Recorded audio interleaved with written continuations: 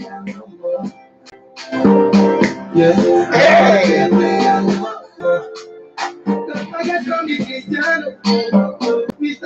Let's turn it off for a minute. Hey, yes, honey. Listen, before we get started, let me just take a little drink. And also, come on in here, Jay. We got Odwalla. Yes, honey. Odwalla, honey. Yes, I tell y'all, I drink about 1 cup to 2 cups of fresh fruits and vegetable juice every single day. I try to do it before I go to bed. Sometimes it's so hard because I'm so tired. Or I've drunk so much water that I'm like, bitch, I'm not about to be waking up pissing. So anyway, this is 100% juice. It is mango tango. Non-GMO, no added sugar. So this is pure fruit and vegetables, honey. And let's say what's in it. It's orange and apple juice from concentrate, mango puree, banana puree, lemon juice. Come on in here. Vitamin E. That's good for your skin, honey. Vitamin C, beta-carotene, pectin, and galangum, honey. This is very perishable. So I won't try to keep this out for too long. Ooh. But bitch, I haven't ate yet, honey. Mm-hmm. I was up doing classes. Hey, Plant Care, I'll be sending you an email. Listen, y'all, I'm so upset because YouTube have taken away Google Lives. And when I presented my live classes, I used to present my live classes. And excuse me, my voice is a little hoarse too. I did a lot of talking yesterday, and I even got into a little confrontation with somebody. So I should have let that peasant go on, honey. I should have said, go ahead, honey. Think you're reading down, honey. You know, motherfucker, a little side note, gonna try to talk about some. It's just so crazy that you got, all this manifestation going on, but you don't got a brand new car, 2016 and up. And I always tell people this. The funny thing about it is the people that do that, when they talk about cars and stuff, it's like your car is not even worth the same amount that you got when you first got the motherfucking car. And where I'm from, and the people I know, we're talking about making $250,000 a year, drive little two-door Hondas, beat-up Buicks, 2006 Toyota Corollas. Okay, and as we said before, even celebrities either have a driver or they take motherfucking Uber, and that's what you really know. That's the real true tea. That's the real true tea about that shit. And the cars they drive, the Bentleys, the Ferraris, the Lambos, all that shit, bitch, they're leased. They're not owned. Because, bitch, we all know that that's not business smart. Okay? So let's get into it. So, anywho, so like some little horse, I was, letting this little boy know what it was. He wants to come for mother. And he got to remember that mother raised him because, see, I met him when he was 16 years old and he told us he was 18. So I was like, he got a little mind of a little boy. Let's sculpt and mold him. Everybody was trying to read in on him, call him stupid and shit, the girls he liked. And I said, listen, let mama teach you how to be a man. So I told him, you don't do that. You don't act like this. You don't blah, blah, blah, blah, blah. And y'all, now this man is productive. And, just amazing guy. Just feels so good right now. But anyway, we got into it. Yes, y'all don't know I'm a mother, honey. I'm a play mother to many boys and girls out there, gay and straight, bitch. Get into the tea. Google that. Come on in here, goddess. Yes, come on, goddess 69. Come on, CJ Taylor. Oh, come on. It is good, honey. I love how you say Joyce, honey. Yes. It gets you Joyce and moist, honey. Fruit juices will keep you moist and not just down there, but up here.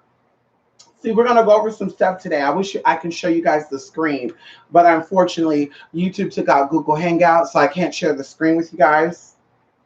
So I'm going to open up the slide, and I'm going to go off of my points. Now, I should have titled this video, The 7 African Powers, and how important they are to everyone. As we talk about the Orishas and the saints are just perceptions and perspective of things.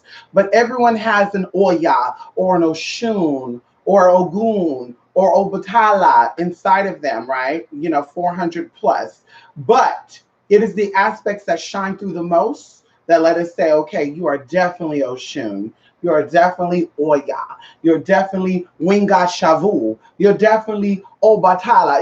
That good stuff. So anyway, of course, like I said, I'm going to use the Bible as a reference. And I also want to say this too. I was taught the Bible from the esoteric side of it by Satanists. Okay? I want you to get that very loud and clear. My family are very Christian, Baptist, honey. They know the Bible holier than thou shit, honey. Keeping Bibles open in the bathroom, at the front door, all that good stuff.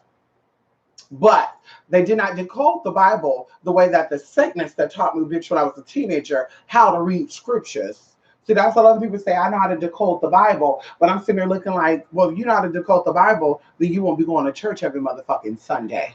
Hello? So anyway, I learned the Bible from Satanists, and of course, a lot of people are like, I don't want to do the Bible stuff. That's not really magic. Anybody who uses the Bible is not real, because the Christians is who hung the witches. And I keep telling you guys this: you got to know where you come from in order to know where you're going. A lot of these witches out here on YouTube and off YouTube don't know anything about their history. They don't even know why they call themselves witches. They just do it because it's cute, it looks popular, it looks fun, not knowing that the real tea is, bitch, that the real witches were not. The real witches were out here destroying the motherfuckers that thought they were real witches. Okay, witchery influenced Christianity. Witchery influences the Islamic faith and the paths of that. Because as we said, there's many levels of the Islamic stuff, there's many levels of the Buddhist stuff, the Christian stuff, and all that good stuff. So I just want you to educate yourself, and I'm gonna use this video to educate you as much as I can. And of course, we're going to talk about a lot of topics, but I want to tell you how this is going to explain to you that sexuality and spirituality is so close that people that are sexually confused are usually spiritually confused. And I mean by sexually confused, not a man liking a man, because that's energy liking energy. And that's, you got to understand, that's energy liking energy. And we're talking about people who don't understand how a spirit can like another spirit, how a man can like another man. Or we talk about people who are so confused about their own lifestyle, what they're going and how they like, that they're concerned about the next man or the next woman. And, ooh, she like woman, she like niggle, she like a hoe, she like the fuck, she like the charge, she don't charge, she give it up at the club, she give it up at the church. Because see, like I said, a hoe is a hoe, if you want to call it that. Bitch, you hoeing in the church house is same as somebody hoeing on the corner. Okay, you fucking your baby daddies who are not married to you for free is just like the bitch who's fucking those niggas and they charging. She walked away with a bag, you walked away with a baby. Now, call me no tea, no shade. You need a bag to take care of a baby. That's my whole point of that. What came first, the rooster or the egg? So listen, let's go into it. Do I like Bolt House? I like Bolt House. Yes, I love Bolt House. Yes, honey. Bolt House. Come on in here. Yes. So first, what I'm going to get into is something that I forgot to mention in my last video. The cerebrum. Okay. And of course, I was going to cover this part last, but we were here so long. I was like, bitch, I gotta go. Okay. But the cerebrum, cerebrum, and I want you to understand this. It is a part of the brain, obviously. If you don't know now, you know. And the principal and most interior part of the brain, invertebrates, okay, located in the middle, in the front area of the skull, and consisting of two hemispheres, left and right, separated by a fissure. Fissure. It is responsible for the integration of complex sensory and neural function and the initiation and coordination of voluntary activity in the body. That means, voluntary is this, involuntary there's jerks and shit, honey. You want to lift your right hand, but your left hand jump up. That type of tea. You want to lift your right hand, but your left hand jump up. Catch that tea right there. So as we said before, this world is about being reversed. Everything in this world is written in codes. And as the scriptures talk about, those who are truly in that space of knowing will always see things for what it really is. Those who are not knowing, that are still trying to figure out, who are only seeing things with their physical eyes, who are only using their flesh, which is temporary, to decode things, won't see it for what it is. And then those who do see it, you will call crazy. You will say this and that, or people will try to use the physical stuff to distract you.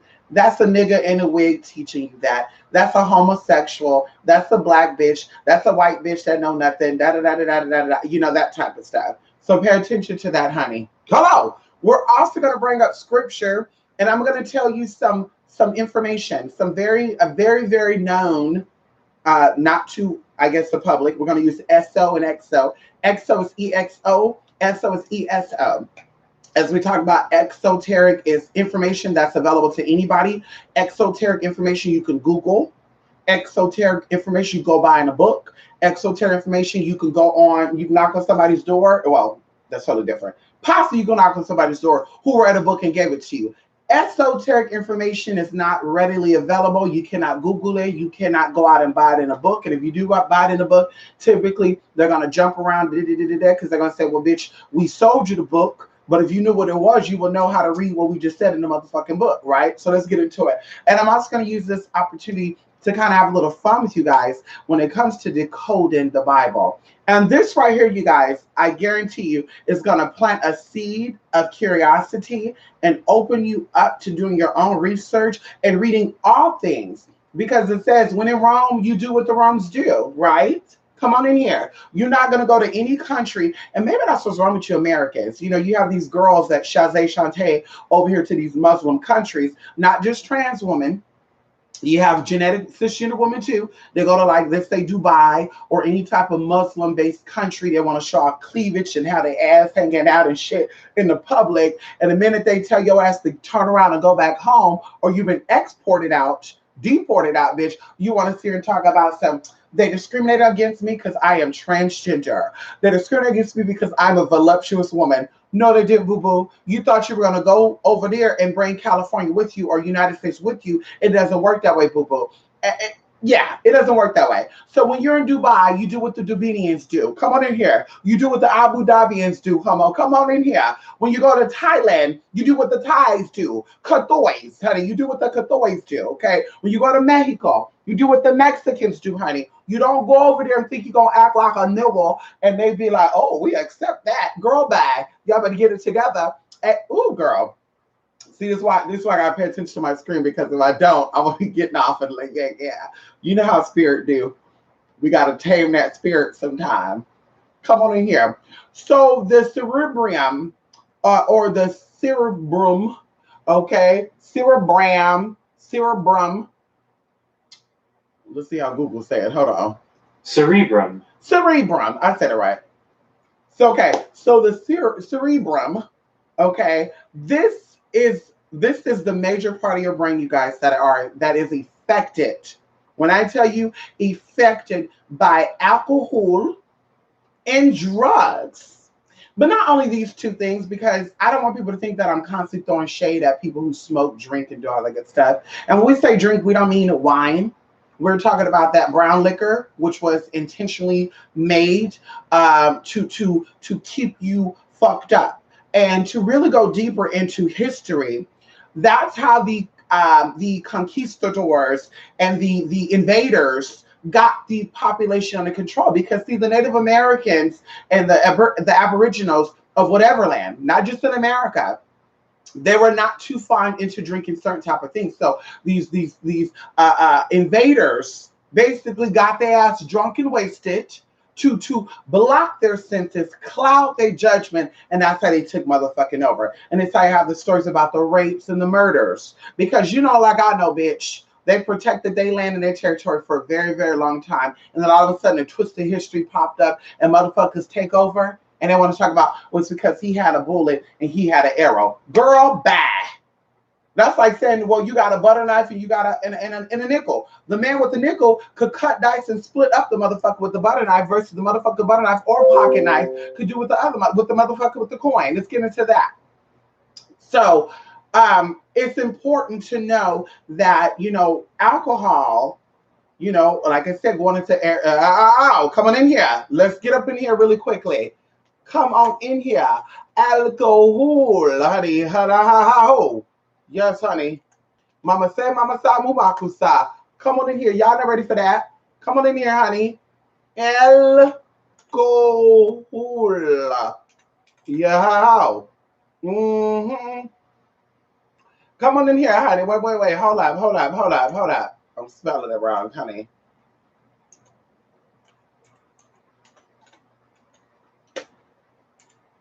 This is what we gonna do.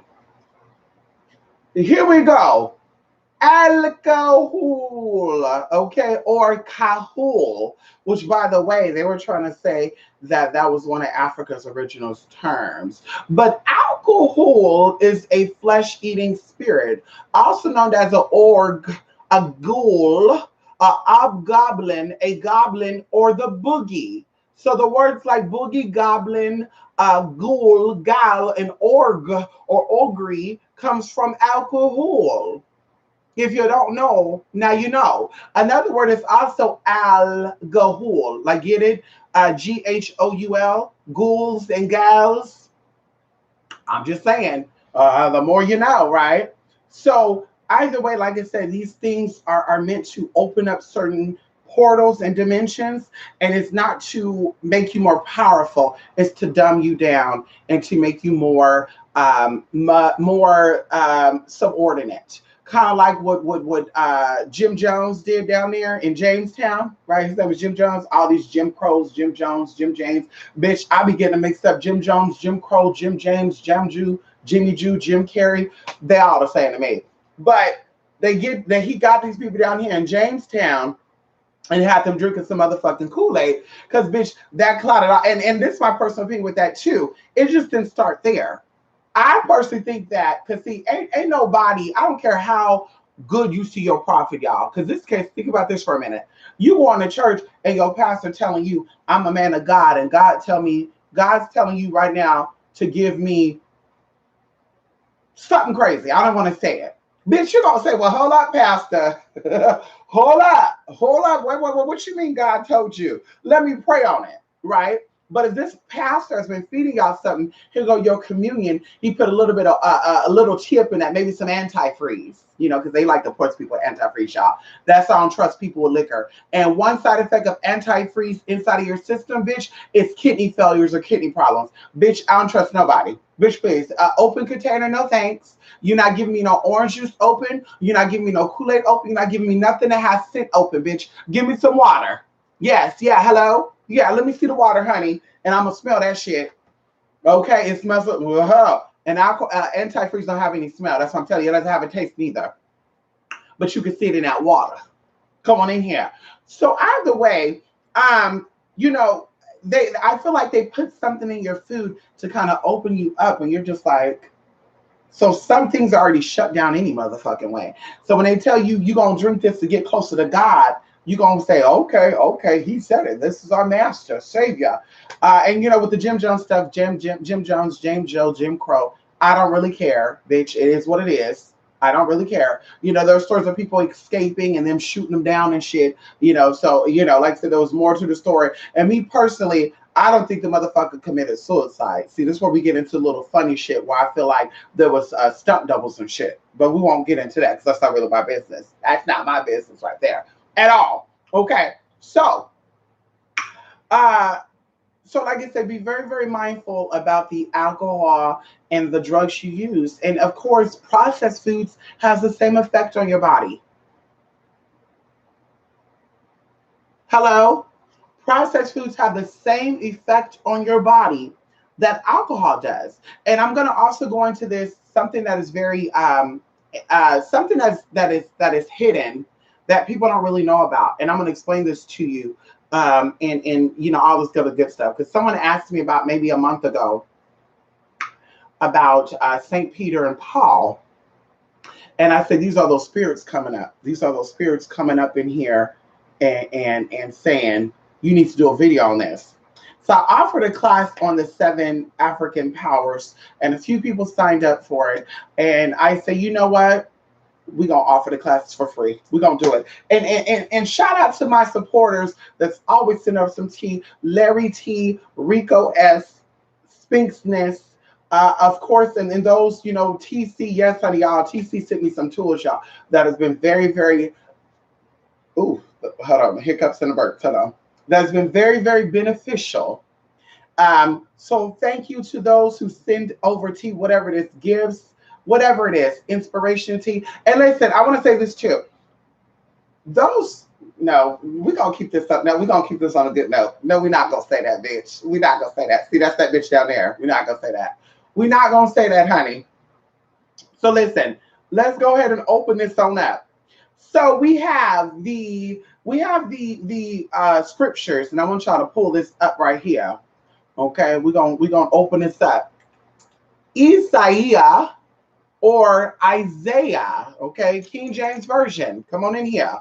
Isaiah 11, and see, we love Isaiah because Isaiah talks about the eunuchs. So come on in here. Isaiah talks about transformation. The prophet Isaiah talks about change and plateauing and moving through above and beyond. You know, Isaiah also introduced you, like I said, to the eunuch. He introduced you to the Ethiopian, and he introduced you to royalty, sovereignty. Because in the book of Isaiah, you deal with the sovereign kingdom. See, so a lot of you talk about your sovereign citizens, but you don't deal with sovereign kingdom. And that's my issue with a lot of you motherfuckers, conscious and non-conscious. You think you do what the fuck you want to do, and I'm a sovereign citizen. No, you're not, boo boo. I think you need to read the book of Isaiah. But anyway, Isaiah 11, verse 1 to 11. Come on in here for these numbers. Come on in here. Isaiah 11, 1 through 11. Okay? Hello? You not ready for it? You not ready for it, honey? Are you ready for it? Okay? This story in particular, this section, this passage, these passages, these scriptures deal with, in my opinion, this is just my opinion, honey, where the whole family tree stuff even come from anyway. Because it talks about the rod or the branch of Jesse. Come on in here. Okay? So let's get into it. Isaiah 11, verse 1 to 11 says, "And there shall come forth a rod out of the stem of Jesse, and a branch shall grow out of his roots. And the Spirit of the Lord shall rest upon him, the Spirit of wisdom, the Spirit of understanding, the Spirit of counsel and might, the Spirit of knowledge, and the Spirit of the fear of the Lord.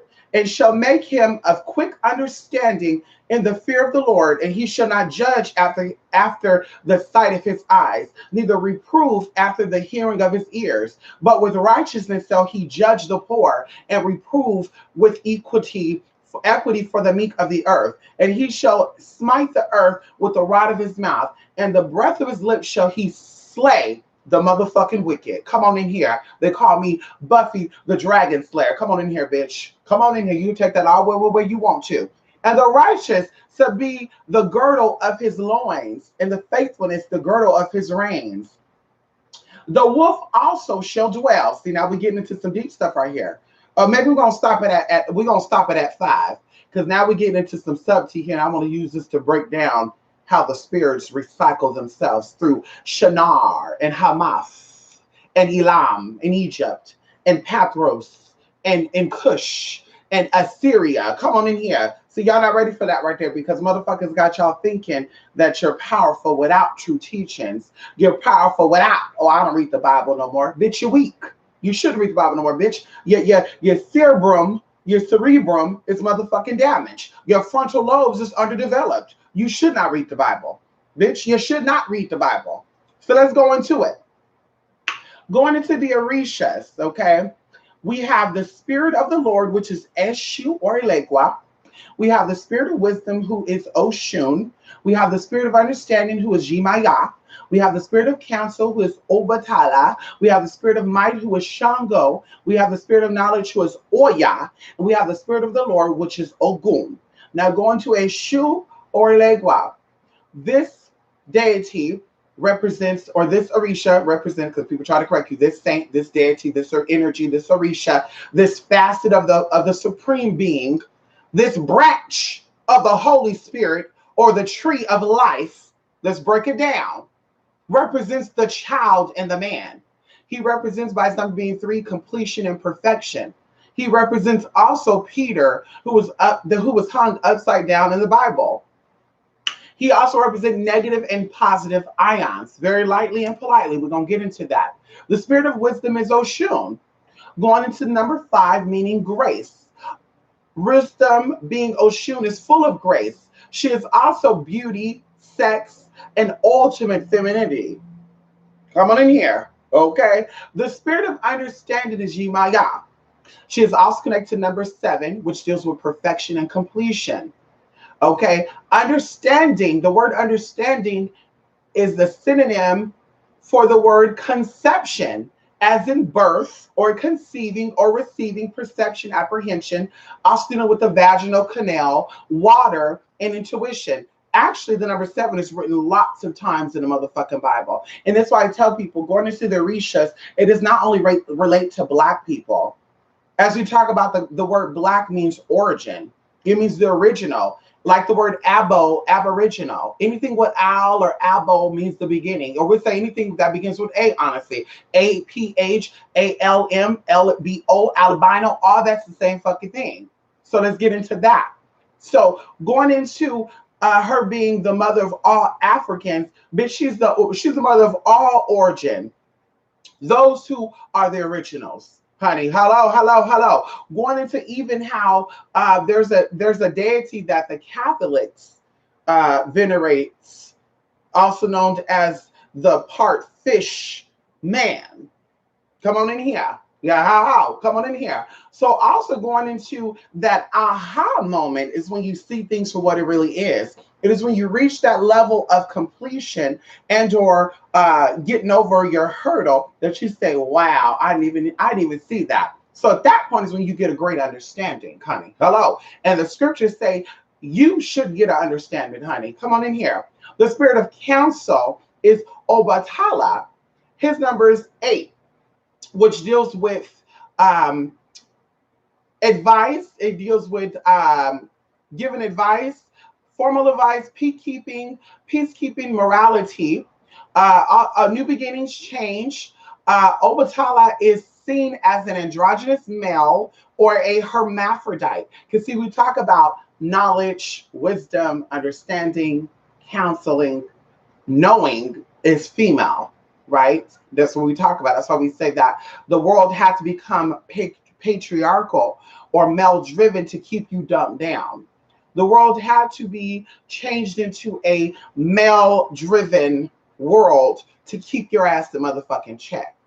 Because if they told you your true nature, which is divine and feminine, then bitch, you will see all things for what it is, bitch. And it will be everybody be begin to everybody. Everybody will be equal. There'll be no rich, there'll be no poor, there'll be no stupid, there'll be no smart. Like everybody will be motherfucking equal. But they have to come in and say, no.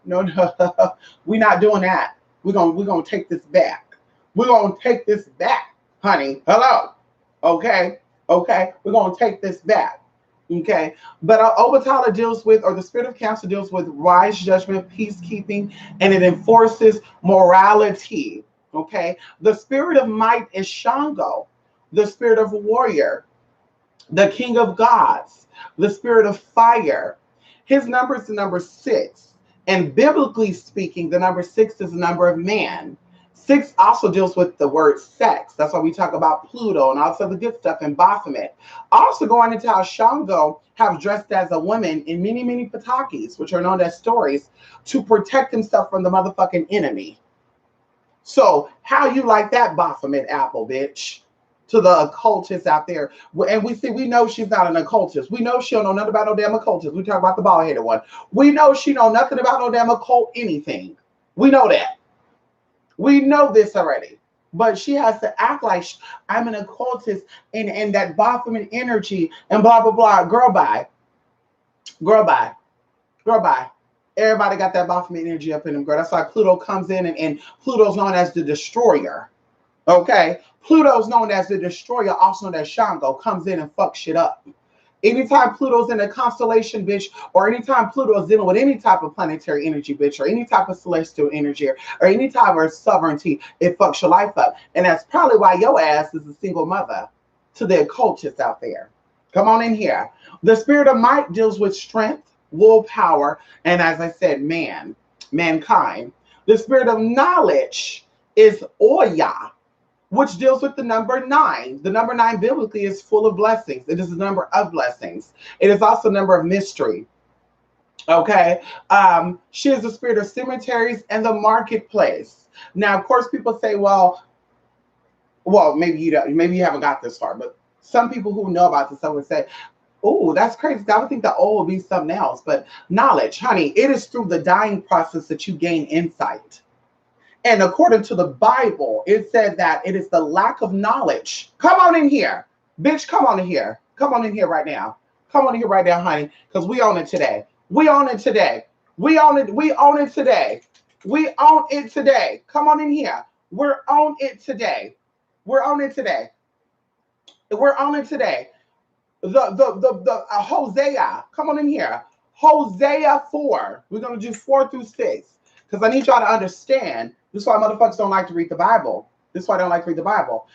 Hosea or Ozia or OC or Hosea or Horus, however you want to call it, 4:4-6 says, yet let no man strive nor reprove another, for thy people are as they strive with the priest. Therefore shalt thou fall in the day, and the prophet also shall fall with thee in the night, and I will destroy thy mother. My people are destroyed for lack of knowledge, because thou hast rejected knowledge. I will also reject thee. Thou shalt be no priest to see me, seeing thou hast forgotten the law of thy God. I will also forget thy children. So when you place generational curses on your children, you're ultimately giving them the death sentence. And as I said before, according to the Bible here, without the spirit of Oya or the spirit of knowledge, you will be in the motherfucking cemetery. And that's why she reigns over the cemetery. Because even when you're living and you pass by the cemetery, you gain insight of how those people got there. What's the youngest person there? Bitch, all of a sudden you start getting into the age of knowing. And as I said, metaphysically speaking, it is the dying process that gives you change and transformation. It is the dying process that gives you true knowledge, true understanding, true love. So this is why you must not be afraid of death, whether it's physically, spiritually, or even change, because it goes hand in hand. So this is why Oya has been placed. And of course, people can go and say, well, Oya, first it was Yimaya over the cemetery, and Oya was over the waters, and we're going to get into that as well, too, because this is all biblical. This is all biblical. I want you to understand this is all biblical, baby. 2,000 plus years ago written. Come on in here. Come on in here. That's before your great grandmother came out the womb. Yeah, you not ready for that. You not ready for that, honey. Okay. Going into the spirit of the fear of the Lord. This is Ogun, who represents the number 3. Number 3 means perfection and completion. And see, we talk about this because a lot of people, they think they know genealogy, or they think they know history, or they know magic. Because when it comes to the occult, you're taught all of the ancient shit. You're not taught only ancient African shit. You're not taught only ancient European shit. You're taught all things that contribute to what we know now. In all civilizations and all cultures, like a big old gumbo, has contributed to the greatness that true magi's and true spiritualists know about. That's what I said. In spirituality, there's no such thing as racism, homophobia, transphobia, or any type of ignorance. Because when you don't know shit, bitch, you don't do shit. Come on in here. It keeps you comfortable. It keeps you in the lack of knowing. So going into that, the number 3, as I said before, to kind of go into Ganesh being connected to number 3. And a lot of mysterious spirits are connected to the number 3, because number 3 deals with perfection and completion. And even going into the 3rd chakra, because see, these spirits relate to the chakras in your body too, which also connects to the planets. And like I said, the other energies that are out there that people don't really talk about. But going into that, the number 3 also relates to twins. It also goes into how Eshu and Ogun, when they come together, bitch, they make motherfucking shit happen. You have the spirit of the Lord that comes on in here. And you got the spirit of the fear of the Lord. So when these two spirits come together, bitch, they fuck shit up. And a lot of these spiritualists out there, because they lack these spirits right here, because we talk about having all these spirits with you. You got to have all these 7 spirits with you, because this is when your life becomes fulfilled. This is when you extend up into a higher realm. When all these spirits are with you and they're all balanced out. This is when you move into the area of the 3, the 9, the 6, the 8, the 7, and the motherfucking 5. I don't think you're ready for that. I don't think you're ready for that, honey. I don't think you're ready for that. Ogun is the spirit of the god of iron. He is the god over technology. or the spirit of technology. He's the spirit of iron and anything that comes from that. Okay. So he's in control of all that good stuff. And we talk about how the Buddhists, because see, this gets very interesting. The Buddhists believe that that technology is a monster. Come on in here. The Buddhists think that technology is a monster, and the more that technology is going to advance, the more destroyed the world is going to become, because people lack the fear of God. See right here, you lack the fear of God, and that's why things are being destroyed. You lack the fear of God, and that's why things are changing and swifting for your ass, and things are getting fucked up, as I said before. Collectively, this is why we're so distracted by Facebook. We're so distracted by IG, and if I'm pretty and if I'm not. And like, girl, I would survive greatly without technology. I would survive greatly without this stuff, because, of course, technology is here to show you really how simple-minded you are. That's what it's here. The fear of the Lord will teach you who you really are. Come on in here. You're not ready for that. You're not ready for that, honey. You're not ready for that. Okay? You're not ready for that. So those are the 7 African powers relating to or being translated from the Bible, biblical texts. Come on in here. You're ready for that. Because even the Bible speaks about Thoth. The Bible speaks about Horus. The Bible speaks about Aset and Asar. The Bible speaks of Hather. Come on in here. See, y'all not ready for that. This is why you don't progress. You're not evolving. People talk about extending. And this scripture talks about that too, because see, we got 11, 11, and 1.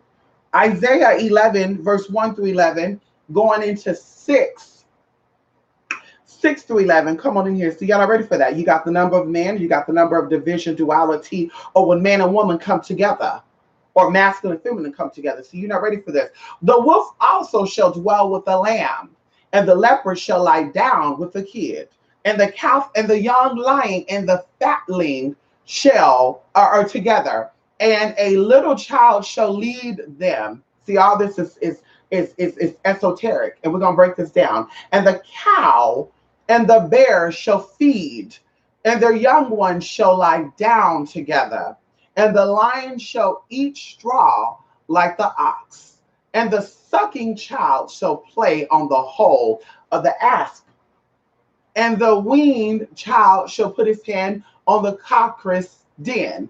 Now, also, I want to back this up, because the cockatrice, see, you're gonna say, what the fuck is a cockatrice? What the fuck is the fatling and all that good stuff? See, we're gonna pull into the New International Version, because they're translated in here. Yeah, oh, come on in here, honey. Come on in here, honey.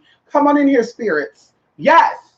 So we're gonna read it from the New International Version, so you can get a better understanding.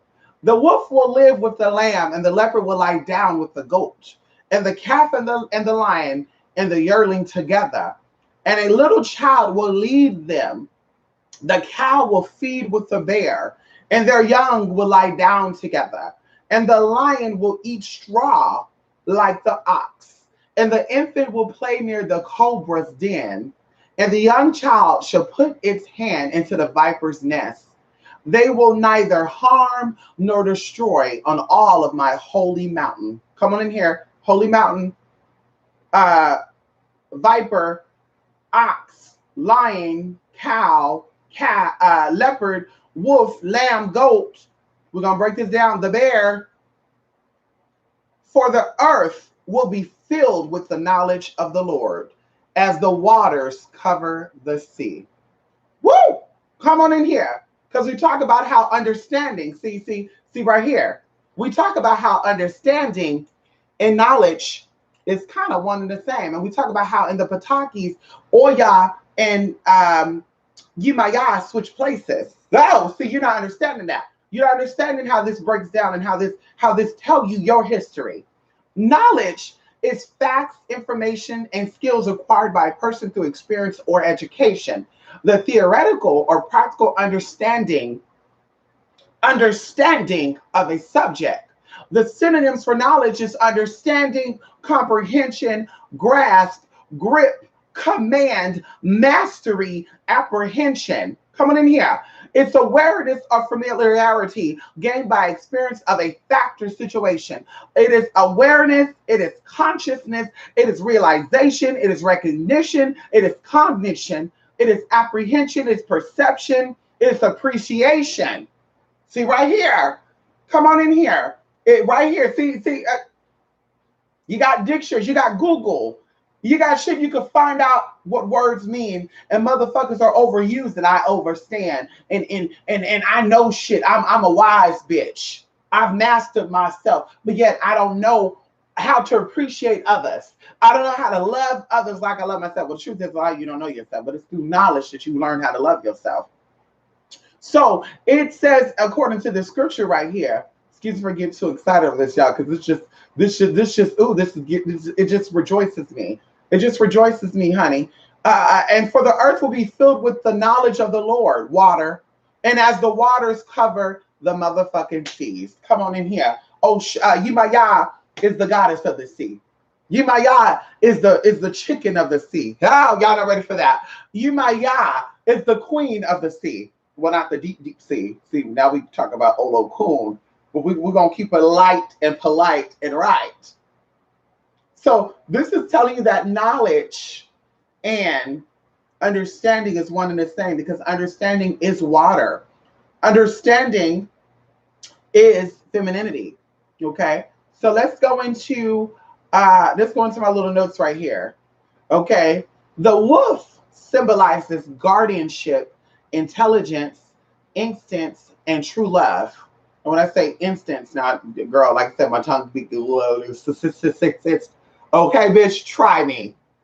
I mean, like intuition, being guided by the natural potential of who you are. Okay, the lamb symbolizes innocence, purity, gentleness, and unconditional love. The lamb also represents Jesus in the Bible. Come on in here. Y'all not ready for that? Gentle as a motherfucking lamb. Ho, ho, ho, ho. Come on in here.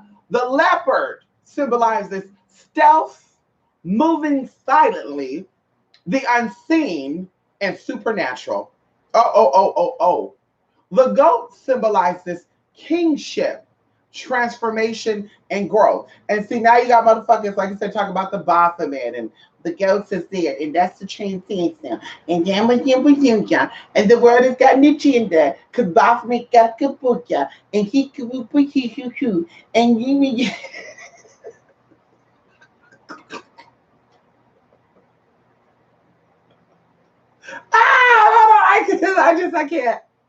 I can't. Humans, oh my God, mankind, better days are coming. Better days are coming. We're living in the age of revelation. Things have to come on through. Things have to come through, and hopefully it gets to you a lot sooner.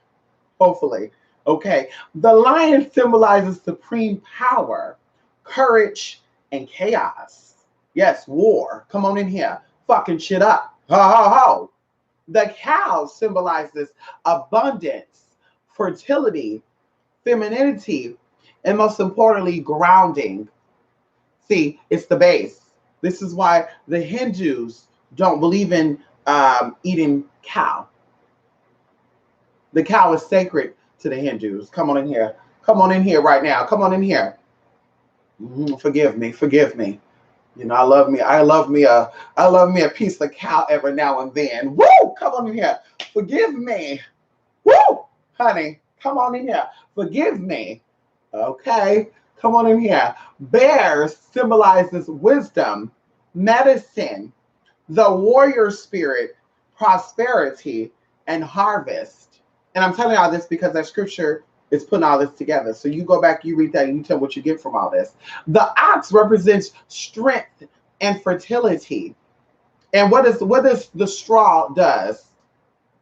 Do y'all know what animals get when they're eating hay and stuff? What happens when that's broken down in the body?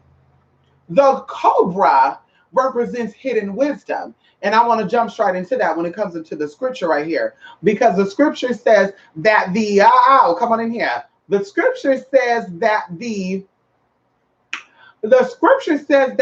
infant will play near the cobra's den. And going into the ancient Egyptians, come on in here. The ancient Egyptians talk about how children were venerated. And that's why people who want to be, when the Phoenicians came into Egypt, see, y'all not ready for y'all. Yeah. You're not ready for that. When the Phoenicians came up in there, and tried to rewrite the stories, honey, they taught you something the opposite. That's why they teach the Catholics, these priests over here molesting these children and shit. And a lot of these mothers, these hateful ass mothers, abandon their children and leave their children out to die. That's the perverted mind, because the Phoenicians taught you that shit. But the infants will play near the cobras. And like I said, the ancient Egyptians, I was getting off track right there. The ancient, excuse me, right there. See, right there, excuse that. The infants, you have the thymus gland. And when you're younger, your thymus gland is more operative. It's more, it's full, it's developing. The older you get, your thymus gland actually shrinks. So that's why children are loving and they're innocent. But they're also the closest thing to hidden wisdom. That's why we always say that children will teach you how to be a grown man or a grown woman.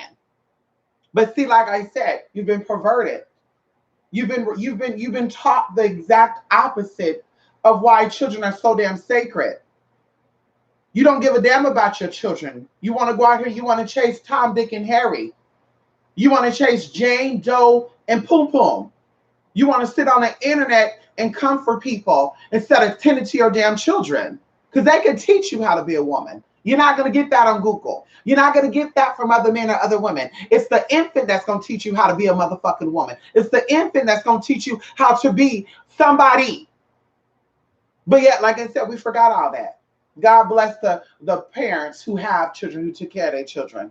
God bless them. God bless the daycare providers of children. God bless the protectors of children and infants. Come on in here. The next scripture says, or the same scripture says on the next line, and the young child will put his hands in the viper's nest. The occult meaning of vipers mean fertility, transformation, rebirth, and healing. See, the infant, the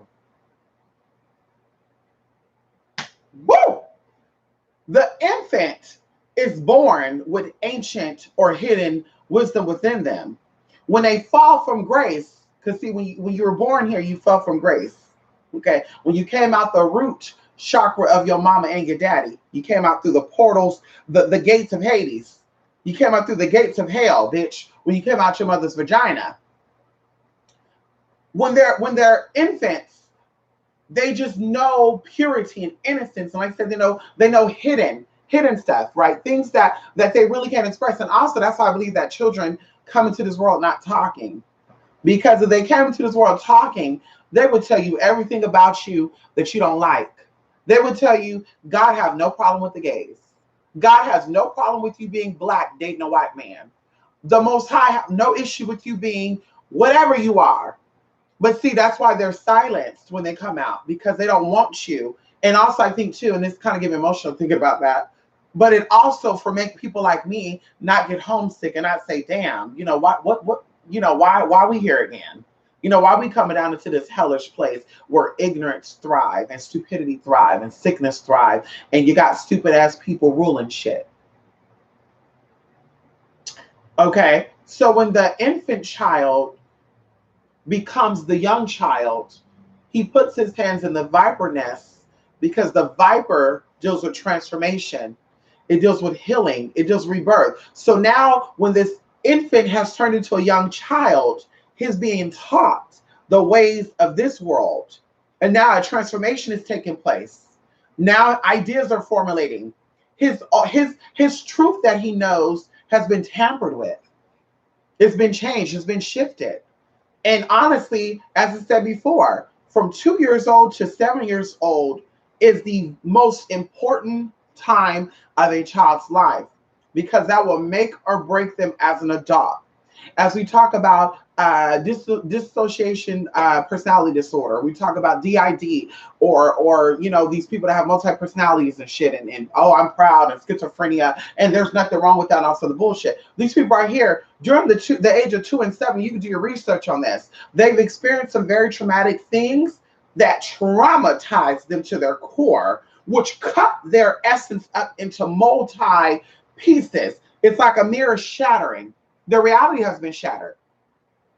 And like I said, this line right here, it deals with that. And like I said, guys, as I read this, just a whole bunch of stuff just it just stirs up with me because a lot of what's going on in this world. And that's why people try to keep the children from the truth. And you even have people out here saying like, oh, children should not see at that young age what it's like to intermingle with someone of an opposite race. When they're this young, they should be only with people that look like them. When they're this old, they should not be seen. They should not be taught to know what gay love is or what what transgender is. And I'm just thinking to myself like, but they know what it is. See, it's your sickness and it's your ignorance that wants to stop them from seeing what it really is. It's your ignorance that becomes contagious and be passed on as knowledge. And that's why we talk about foolery. Now, come on in here. We talk about the fool, honey.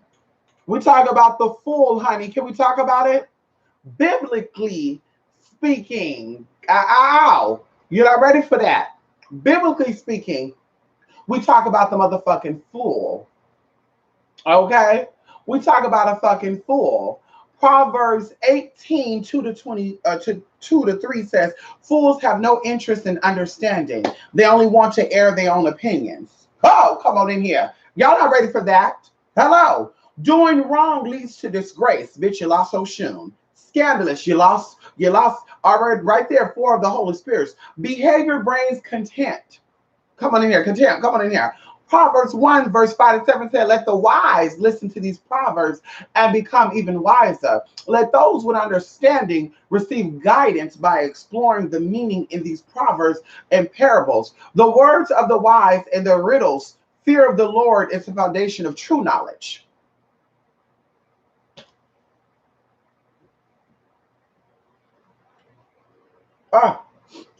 But fools despise wisdom and discipline. See, the fool will write a check and go to jail for it, and they're not sympathetic about it because they don't give a fuck really. They lack discipline. The fools, if you tell them about their old nasty ass self, they want to be, you're attacking me. Okay, girl, your mom and daddy should have got off in your ass. But anyway, the fools. They think they know. They think they know. They think they know more. They think they know more than the motherfucking wise, honey. And that's why I said, you pass your ignorance on, your foolishness onto your children, and it's contagious. And you think it is right because that's what you think is right. But like we said right here, a fool despises wisdom and discipline.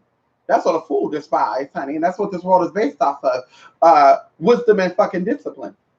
You don't get disciplined, bitch. Your mom and daddy don't whoop your ass, bitch. You grow up and be like, well, we see these Jeffrey Dahmers and shit. Okay. And then the last part, I want to finish this right here. The last part right here, 7:7. Come on in here. We see 7:7. The last part say, in the day of the root of Jesse will stand as a banner for the peoples. The nations will rally. The nations will rally to him, and his resting place will be glorious. In the day the Lord will reach out his hand at a second time to reclaim the surviving remnant of his people from Assyria, Lower Egypt, Upper Egypt, Cush, Elam, Babylonia, Hamath, and the islands of the Mediterranean. Also, one of these scriptures speak about, right here, number 9 says, they will neither harm nor destroy on all of my holy mountain. See, the mountain, the holy mountain. See right here, the Holy Spirit is a feminine spirit. Come on in here. The Holy Spirit, the Father, the Son, and the Holy Spirit. And see, they got to say Holy Spirit because they don't want to say the Mother, the Father, and the Son. Because then now you start saying, what, there's a female God? Femininity comes into this motherfucking picture. So they have to say, well, we're gonna cover her up and say she is holy, the Holy Spirit. Oh, see right there. And as I tell people, when the Holy Spirit hits your ass, you become very emotional. The Holy Spirit brings all things. She's always giving gifts. But the mountains in occult symbolism is spiritual elevation, ascension, awakening, and most importantly, constancy. That means being consistent, stability, motionless. Okay, so when the scripture says holy mountain, this is where the true extension takes place. This is where you're coming out of your lower self and you're rising into your higher self. And as I said before, can nobody sit here talk about they're conscious or they have awakened? Because of course, as we talked about before, very lightly, and I'm gonna be done. Oh, bitch, this is all perfect timing. Oh, I want to be done right at this time. The word for conscious, the conscious, and we say conscious, CIOUS, and you have conscious like with science. So we're gonna go down to conscious, CIOUS. Come on in here. Aware of and responding to one's surroundings, awake. It also, a synonym word for conscious is aware, awake, wide awake, compost mentis, alert, responsive, reactive, feeling, sentient. Do you know what sentient means? That's another word for also saying sympathy. You're feeling, you're connecting, okay? Having knowledge of something aware and painfully aware or sensitive to. So now they're saying that they have knowledge. Of course, that's why they say they're conscious, because they're claiming they have knowledge of something, but bitch, not of what you should be having knowledge of. Okay? And let's go into the word conscious as if it's a science. Conscious or with science, CON, science. Come on in here, honey. Hello. Okay. An inner feeling or voice viewed as acting as a guide to the righteousness or rightness or wrongness of one's behavior. Okay. It is also synonym to moral sense. Okay. Inner voice, small voice. Now, of course, I got this stuff not highlighted, but moral sense. So, as I said before, bitch, what are you conscious or your conscience with the science or shus? Are you the shus or the science? Because we could break that on down. Seance, science, lying, making shit up. We could do that too. So anyway, I'm gonna stop right there.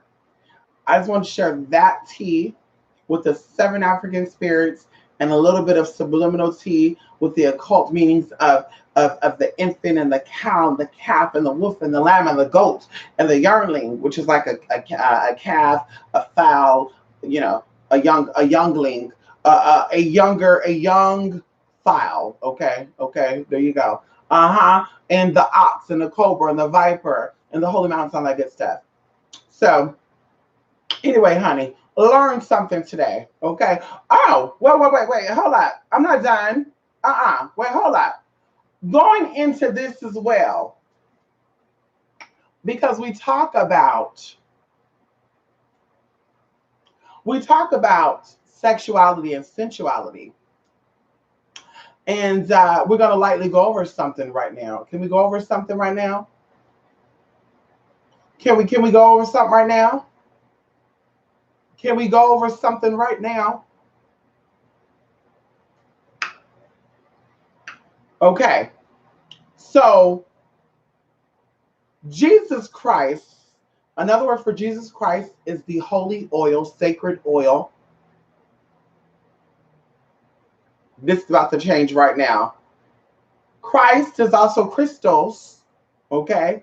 And in Greek, this word, or excuse me, Christos is a Greek word, okay? And it's oil. That means oil. So that's to say holy oil, sacred oil, all the good stuff. So either way, this is dealing with the oil that is secreted by the cerebrum, okay, from the holy claustrum or Santa Claustrum.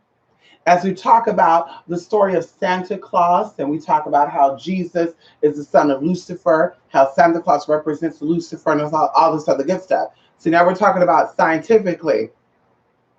It comes from, even going into the chimney, your oblongata mandula. We're talking about your cerebrium, all that little good stuff. This all pertains to the chimney, the spout, things falling out, things coming through. We're talking about nervous system, pineal gland. We're talking about pineal gland, pituitary gland, which is also known as Joseph and motherfucking Mary. Okay, now we're talking about how the pineal gland releases masculine electrical portions, also known as or symbolic for honey. Yes, honey is a very masculine. I would say honey symbolizes masculinity. Come on in here, honey. Come on in here. And the pituitary releases a feminine magnetic portion called the milk. Some people say you can attract more bees with honey than you do vinegar. Now, we know they misplaced that for milk and all the good stuff, but we won't get into that. So, going into that, we're dealing with the head being heaven, it being the holy realm. It's dealing with the higher sense. It's dealing with how you need to feed your brain, not destroy it. Okay? Because that is the land of milk and motherfucking honey. The pineal gland is connected to a nerve called the Pingala. The Pingala, and the pituitary gland is connected to the nerve, the Ida or Ida nerve. Remember, we talked about this in the other video I did about carbon and stuff. These are known as the Kundalini energy and the Kunda buffer.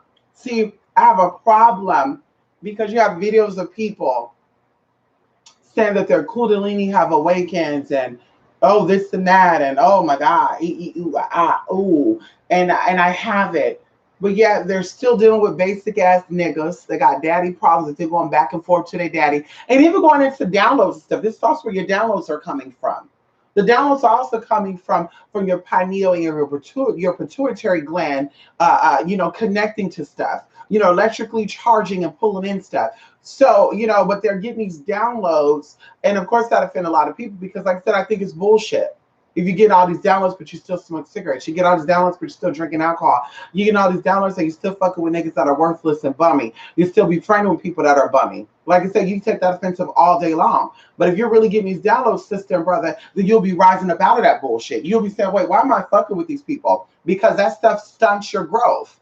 Okay? It fucks up your heaven. Okay? So either way, these nerves, the Pingula nerve and the idle nerve, extends all the way down the spine, also known as the tree of life. And these nerves go down to the sacral plexus, right? Come on in here. Sacral plexus and sacrum area of our body / lower vertebrae. Okay. The sacral plexus holds strong sexual energy. Okay. Creative energy. Okay. And it's also electrical charged energy. This is why when you're having sex, it should be liberating. An orgasm is your response to those electrical currents having a healthy transmission. Now, if you said I ever had an orgasm, I don't know what that feel like, then bitch, you've been fucking with the wrong people. And that's the sign right there. That's the sign right there. Okay. But when this happens, this electrical energy also rises up the spine. That's why you get chills and shit, when you in that motion and oh yeah. See, I can't really speak for y'all because y'all may have not experienced that just yet. I experienced it many a times. You get that chill up your spine. Girl, you just light as a feather and you could possibly be stiff as a board. But either way, it just feels good. The solar plexus and the sacral plexus deals with also the rising of that. It helps that, okay? Going into how you identify with people sexually and how you feel about yourself sexually, how you feel about yourself sexually is in the solar plexus and the sacral plexus area. Come on in here, okay? So going into this as well. So this fluid comes from your brain, which is the pituitary gland and the pineal gland. And I keep telling y'all this, also known as the Joseph and the Mary. Literally looks like a penis and a vagina. So when you're getting bright ideas, they're literally gyrating as if a penis is entering into a vagina or an anus. Okay. And things are being stimulated. This fluid is being stimulated. Oh, come on in here.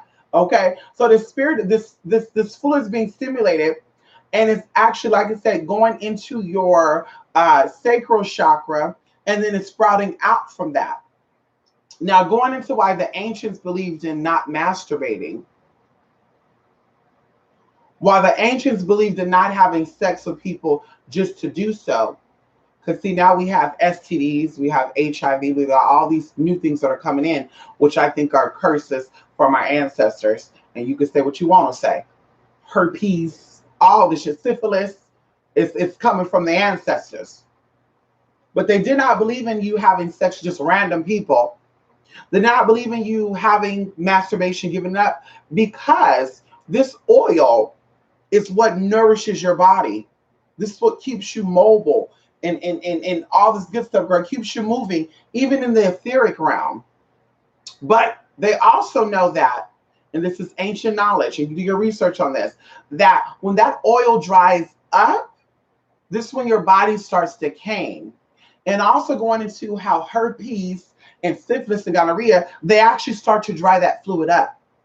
And that's why I tell people, because I know people out there, and I know this is a little touchy and sensitive to talk about, but I'm a part of a community that's highly affected by HIV and AIDS and stuff. So I can talk about this. Okay. So this is why I tell people, Truvada and prep and stuff, I don't believe in that stuff, because at the end of the day, that's possibly making it to where, HIV is not detectable, right? It makes your T cells look normal and all that good stuff, but it still has complications on your vital organs, because it contributes to the drying of this holy, sacred oil. So I want you to understand that this holy, sacred oil moisturizes your pancreas, it moisturizes your kidneys, it moisturizes your spleen, it moisturizes your heart, it moisturizes your liver, every vital organ. And even going into these diseases that help kill that oil, you see it in these organs. You have kidney problems, liver problems, lung problems, you got spots on your skin. Something goes down. And that's what you're not understanding.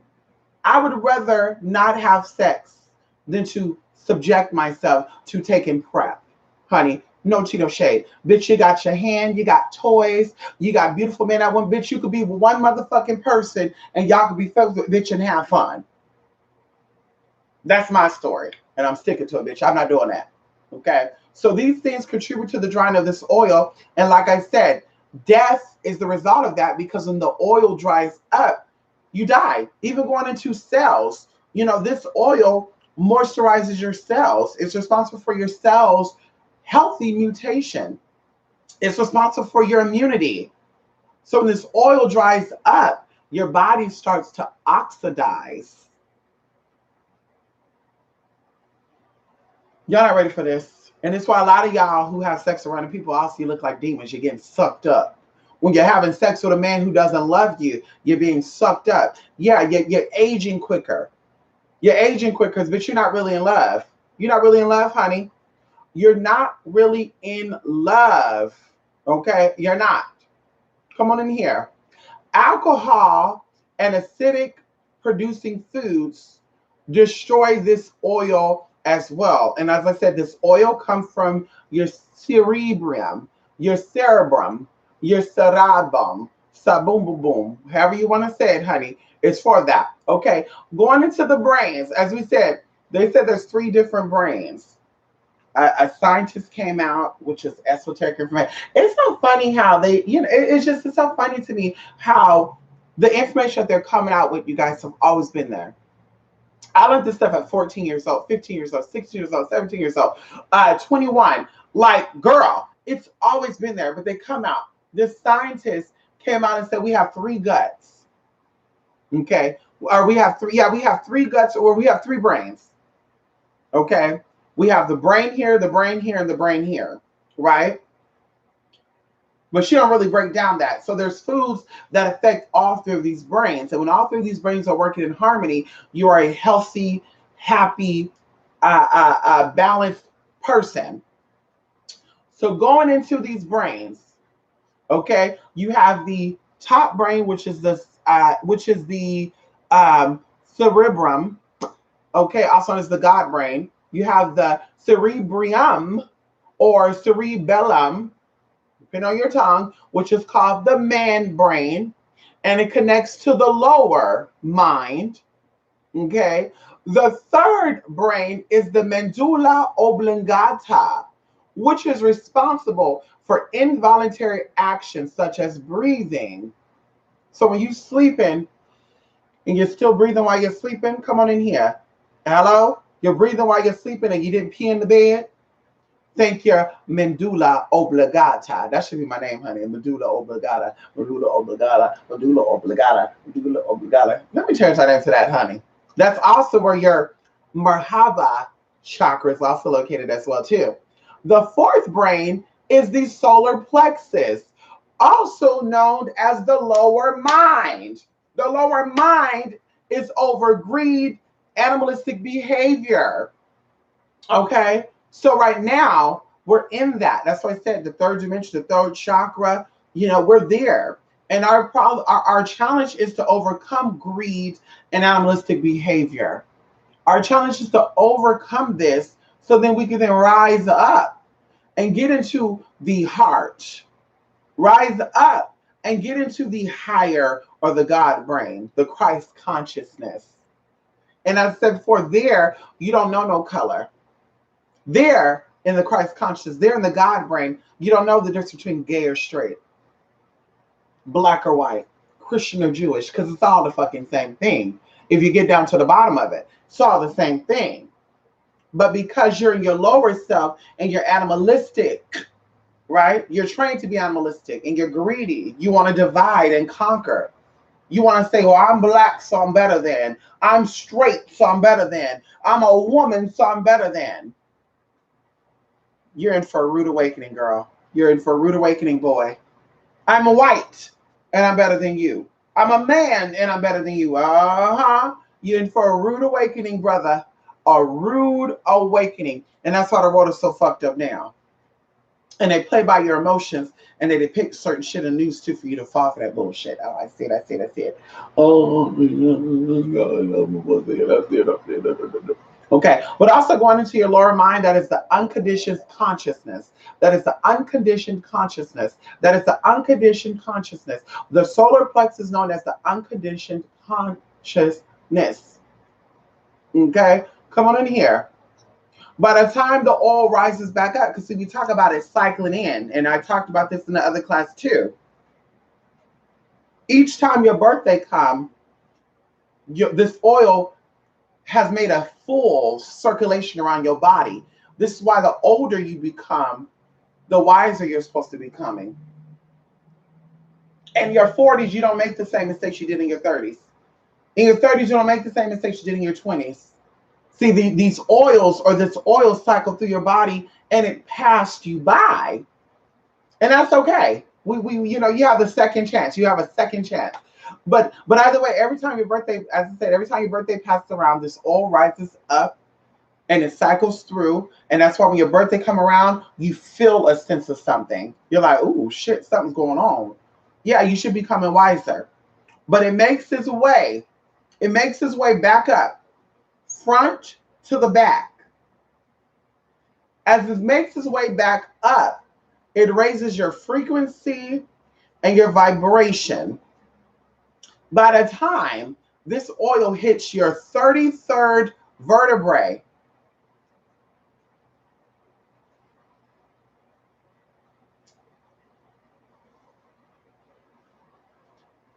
which is connected to the pneumogastric nerve, okay?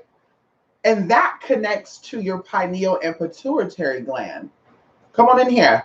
You're not ready for that. So also going into the biblical story of Jesus dying at 33, and on the third day he rose on some good stuff. That's exactly what it is. Even going into the new moon and the full moon, we say the energy is there for 3 days, because that energy is pulsating through your body and it's cycling through your body and it's moving through your body, and it takes a 3-day process for things to be awakened or to be changed or to be slumbered or to be awakened. And it's like I said too, when your physical body is dying, it's a 3-day process. And when the baby or a baby's been born, it's a 3-day process too. It all takes 3 days. And even going to the biblical scriptures where it talks about 3 times before the sun rises. Oh shit, bitch. Oh shit, honey. Wait, hold up. Hold up, hold up, hold up, hold on, hold on, hold on. Yes. Come on in here. Oh, come on in here. Come on in here. Come on in here. Uh-huh. Let's see if we can get this right here. Uh-huh. Come on in here.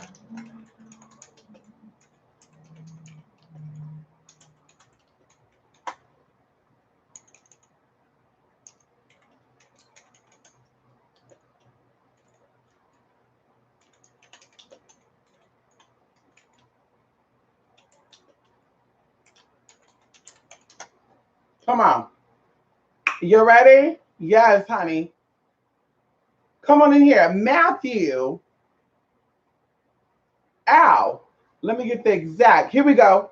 Matthew. Oh, we love the book of Matthew too. Grab your Bibles, honey. Come on in here. Grab those Bibles. We need Matthew. We need Matthew. We need Matthew right here.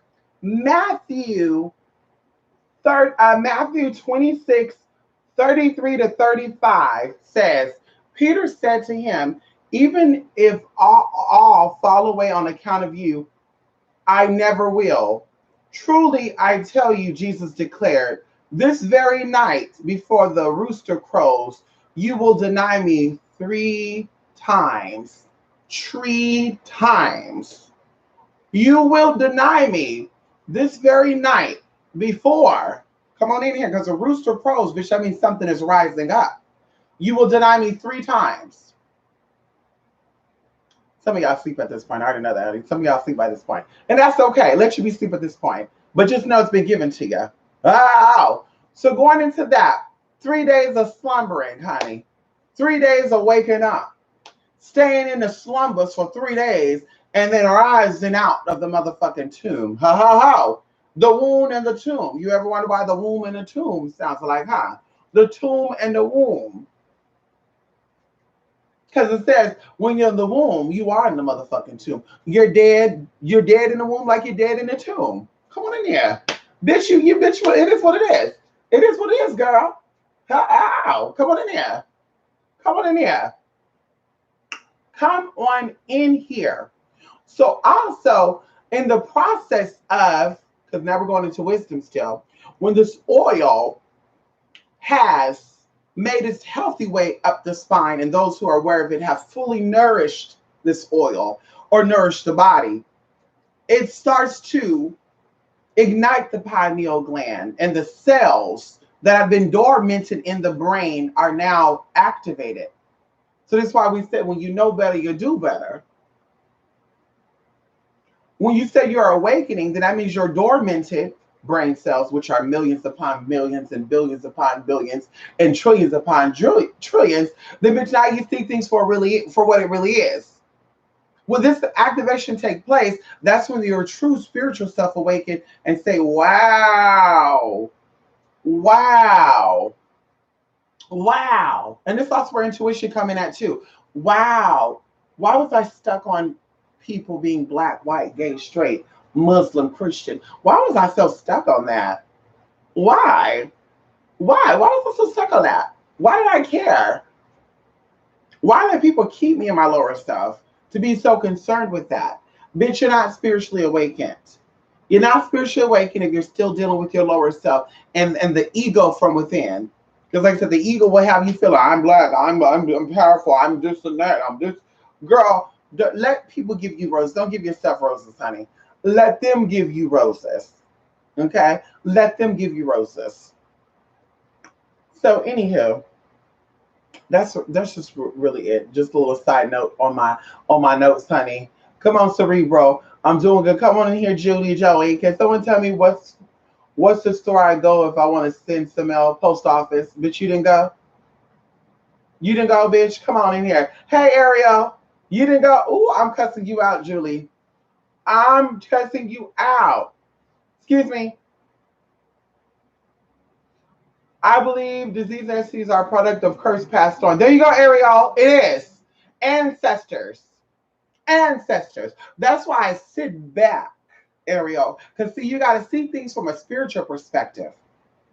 You got to see things from a spiritual perspective before you sit from a physical. So I step back and I say, what groups of people are more prone to certain types of diseases?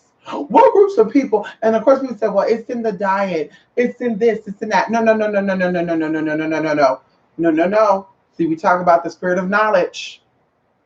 We talk about the spirit of knowledge right here. See, when you know not, you do not. There's already things dormant within your body because your ancestors possibly forsaken their agenda, their goal, what they were here to do. So those dormant cells was passed on to you. So now you get in this life and you're also carrying those dormant cells within you. And certain things that are put within your body, whether it's through here, through here, through here, however you want to do, whatever, bitch, just call it how it is. Those dormant cells are now awakened. They're now activated. So if it was meant for you to be tied down and binded and pushed back, that's what's going to happen because you lack knowledge. Instead of you seeking what you should be seeking and growing what you should be growing, you're focused on all the wrong things. Now, of course, because, I just don't want to come across something hateful and stuff. I have my opinion on a lot of stuff and I just won't say it. But there's a lot of things that I can sit back and I can say, duh, this is why it is what it is for these groups of people. This is why it is. This is why. This makes perfect sense. Perfect sense. Generational curses. And you are continuing to fulfill these generational curses by spewing your toxic bullshit. And I said for toxic bullshit to me is anything that deals with limitations to the physical body. Because when you die, because like I said, 100 years is not a long time. 115 years compared to 250,000, bitch, you do the math. 100 years compared to 250,000 years, baby, is not much. I want you to understand that. It's not much. 100 years. It's not much. So you spend 100 years in your womanhood, and your manhood, and your straighthood, and your Christian lifestyle. And we know you backslid a few times because you're in the flesh, so you're gonna do that. And when you shift into different environments, you're gonna pull on different habits. That's why we talk about habitat. You're gonna bring on new habits and new behaviors when you switch it to do new environments. So you're now, you're so into that. Ooh, you pass on, bitch, your spirit's gonna be shocked. And that's like you telling y'all, your spirit is gonna be shocked. Your spirit is gonna be shocked because at the end of the day, you're gonna be sitting here trying to ascend. You're trying to pass the high mountains, the obstacles. You're trying to overcome what's here, the shallowness, the bullshit, right? And girl, now you're lost. So now you become a wandering spirit. Now you become disconnected. Oh shit, I don't know. Oh God, what's gonna happen? Oh no. Girl, you got so caught on you being a woman. You got so caught on you being white. Yes, that's what you were concerned with. I'm so white. I don't care. I'm white. I don't care. I'm straight. Oh, it's not my concern. I'm a heterosexual. I'm an American. I don't got to worry about those people. Exactly. So now you passed on. Your egotistical spirit has led your soul to damnation. So now, bitch, now you're out of the physical and now you're in the spiritual. And you're like, what? I don't know. I'm dead. You're ghosts and shit. People's houses and shit because you don't know you're dead. So that's why we talk about knowledge. Knowledge is power. Understanding is power. Come on in here. Come on in here. Come on in here. That's why I point everywhere. They're trying to make everybody drain themselves. Come on in here, Jay. Come on in here. They don't want people to become spiritually evolved. Because in that spiritual evolution, that's why I say you're either part of the problem or you're part of the solution. And if the elites are tearing people apart, and the elites are reminding you how poor you are, and the elites are reminding you how selfish you are, and the elites are reminding you how horrible of a human being you are, how are you then talking about the elites? But every time you make a video or you talk about how white folks are weak DNA and how gay people are an abomination and that they're nasty. Bitch, you're a part of the same motherfucking agenda that they have. You're a part of that. Well, you're not a part of that, bitch. You're part of the solution. And the solution is, let me sit back and think about it. Why everybody's so into dividing. Why labels are so important. And I was even talking about this with a friend. It's so weird how like the whole transsexual stuff, like true transsexuals, right? True men who identify and feel as a female, 100%, right? True transsexuals. Right when things were starting to come to a head and freedom was coming and rights were coming for transgenders to be able to openly marry and openly identify as their sex and get their birth certificate changed over and their ID changed over. Because I've seen this process because it wasn't that long ago. It was about maybe 12 years ago they allowed all this to happen.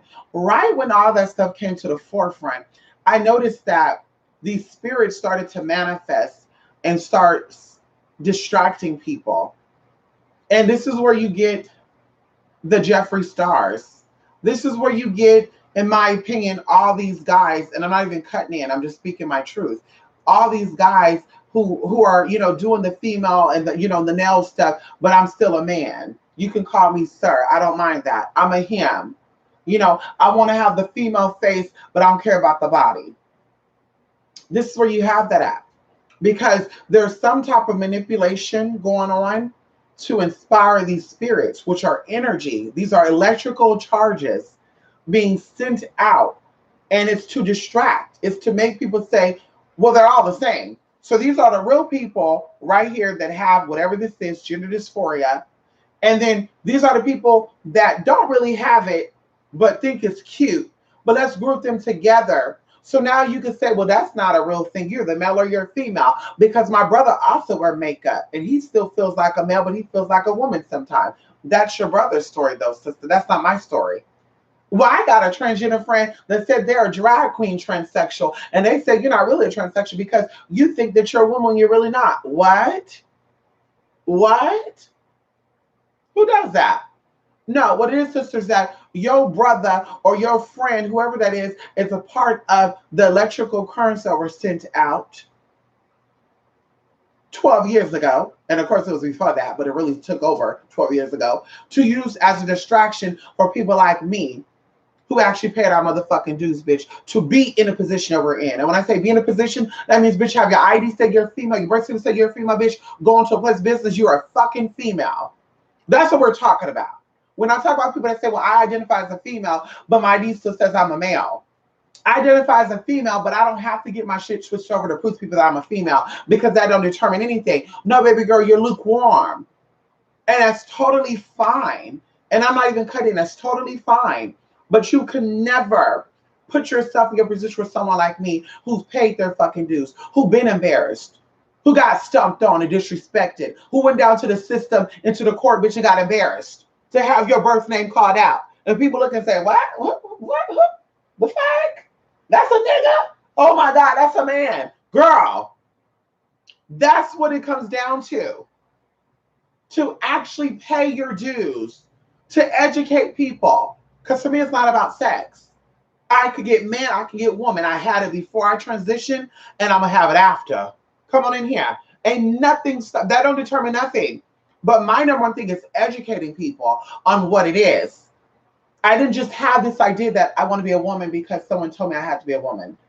No one told me you have to dress as a woman in order to get a man. And I can tell you guys, a lot of the trans that I know, that was their story. Very few trans I meet, their story is not that. But a lot of trans that I meet, their story is, I got kicked out of my parents' house and I moved into a drag queen house, and the drag queen told me the only way to get money is to dress like a woman to attract these straight men and blah, blah, blah, blah. And I'm like, what? You needed somebody to tell you to dress like a woman or for you felt like a woman? Like, bitch, I got beat up in school, honey. That's what you're not understanding. I got beat up in school in the 3rd and 1st grade for bitch feeling like a girl and saying straight up, I'm a girl, not a boy, and getting my ass whipped. Bitch being dragged out the bathroom, bitch. Not know I was Shantan putting on tight pants and tight t-shirts, and then I got attacked just because I was a faggot. No, bitch, because I knew I was a woman, and they didn't see that. So, bitch, I got my ass whooped. Running home from school, bitch, in 7th grade, same motherfucking thing. Trying to dress as a fucking man. Because like I said, when I was a boy and shit, before I transitioned, I tried to fit in with that role. Like all the way. Like I was not out here fucking wearing pink t-shirts and rainbow trucks and shit and honey, this thing. Girl, I was trying my hardest not to let that stuff come out. But it still got out. People saw that. And I was attacked for it. So I was cutting school, bitch, running, bitch, failed, honey. Like I said, I don't even know how the fuck I graduated from high school because I cut so much because people did not like me to be who I am. So like I said, there's a whole nother story when it comes to my experience. I was not molested and touched and taught, oh, you're a girl. You should be a woman. You got big ass. Like, girl, naturally, I developed breasts at 12 years old. So I had to wear bigger clothes. You know, even going into transition, I told you guys, I gained a lot of weight because, of course, that's part of puberty. Women gain weight when they go through puberty, and the fats are distributed all over. So, bitch, like I said, I had an ass, I had thighs, and all that naturally. So I pick it on weight. Ooh, shit, what's going on, girl? A lot of stuff changed. My mind was also like, what, boy, girl, what? Oh my God. And that made me feel some type of way. So like I said, there's a distraction to keep people divided and keep people distracted off what's really, really important.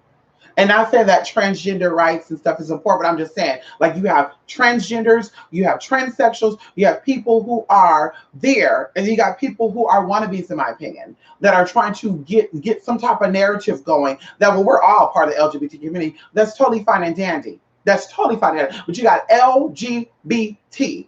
You can't be a gay trans. G and T don't come together in the same boat, baby girl. You can't be a gay trans. You can't be a drag queen transsexual. There's no such thing. You can't be a lesbian bisexual. There's no such thing. There's no such thing. Please understand me when I tell you. And even going into the term transgender, that has nothing to do with sexuality. That's why you have trans men who like gay men. You got trans men who like other trans men. You got trans men who like women. You got transsexuals, trans women who like men. You got trans women who like other women. You got trans women who like other trans. Like, that's why. That's a whole nother category. But like I said, they're trying to cloud what the T is. They're trying to disconnect what the T is. They want you to say there's only LGB. Only LGB. And that's why they add on even this Q stuff. Well, I'm not LG or B or T. I'm Q. I'm queer and questioning. And it's just like, okay, that's definitely fine. That's you. That's your experience. But I know what I'm seeing because I said I'm in this. This is my life. Bitch, I've been put in situations because of who I am. It hasn't stopped me, and it's not going to stop me. But a lot of people have reversed. They denounced it. Oh, I'm not. I'm afraid of my life. No, I'm not that. No, I'm going to go back to being a boy because it's so scary being a trans. Because you're really not one. Bitch, I wouldn't know how to survive being a man. I wouldn't even know. I wouldn't know how. If I had to give this up, if Donald Trump made it illegal and said, girl, there's no such thing as this. You got to renounce this. You got to take this back. There's no this, that. I'm telling y'all right now, I'll be looking on the next plane to leave it into a whole nother dimension. Catch that T right there. I'll be on my way. Okay? Bitch, don't play with me because I'm not going to act like something to get along. Bitch, I'm not doing that. That's where depression comes in at. Depression is ultimately suppression and oppression. Come on in here. So, like I said, going into what's real. What's real is love. What's real is empathy. What's real is compassion for another person that's having a human experience. But those who want to distract you from that is, oh, love and light people. Fuck you, love and light people. You understand that because you heard, boo-boo. Because your mom and daddy didn't show what that was like. Your mama wasn't there to teach you what true love was. Your daddy wasn't there to teach you. So that's why you don't like love and light, love and light. You're hate, you're mad. You got malicious shit in your heart. Your heart is fucking it's cold. It's fucking solid. Bitch, bing, bing, bing. It's a fucking icebox there, girl. Ain't nothing there. You're a zombie. You're frozen. That's what Madonna said. But like I said, it's to distract you and it's to keep you from truly reaching your potential. And it is in spirit, it is in knowledge that you get access to who you really are. It's not through this bullshit. Oh, girl. Oh, she's straight. Oh, she this. Oh, she that. Oh, I'm this. Oh, I'm that. Oh. You're trying to convince yourself. That is your ego trying to convince yourself that that's what it is. Now, we do have racism, sexism, homophobia, xenophobia. We do have all that. But I'm not saying that's not existing. But you are far more greater than that bullshit. You are far more greater than that bullshit. Wake up. Wake up, and you'll see who you really are. Wake up. Bitch, you're sleeping, honey. You're dormant right now. Hello? Anybody up in there? Woohoo. You know, I want to just get a fucking bullhorn. You know, any.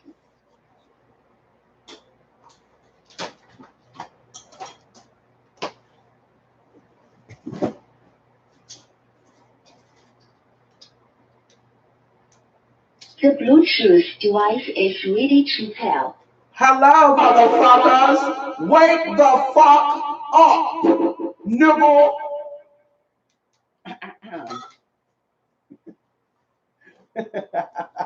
Al, come on in here. Damn, this mouse fell straight down. Hold on, baby. Hold on, honey. Come on, wake on up. Okay? Come on in here. Let's accept that. Uh-huh. Yes, honey. Keep channeling, mama. Come on in here. Yes, come on in here, honey. Microcosmic orbit. Go ahead and explain this to us, Jay, because you know there's always some type of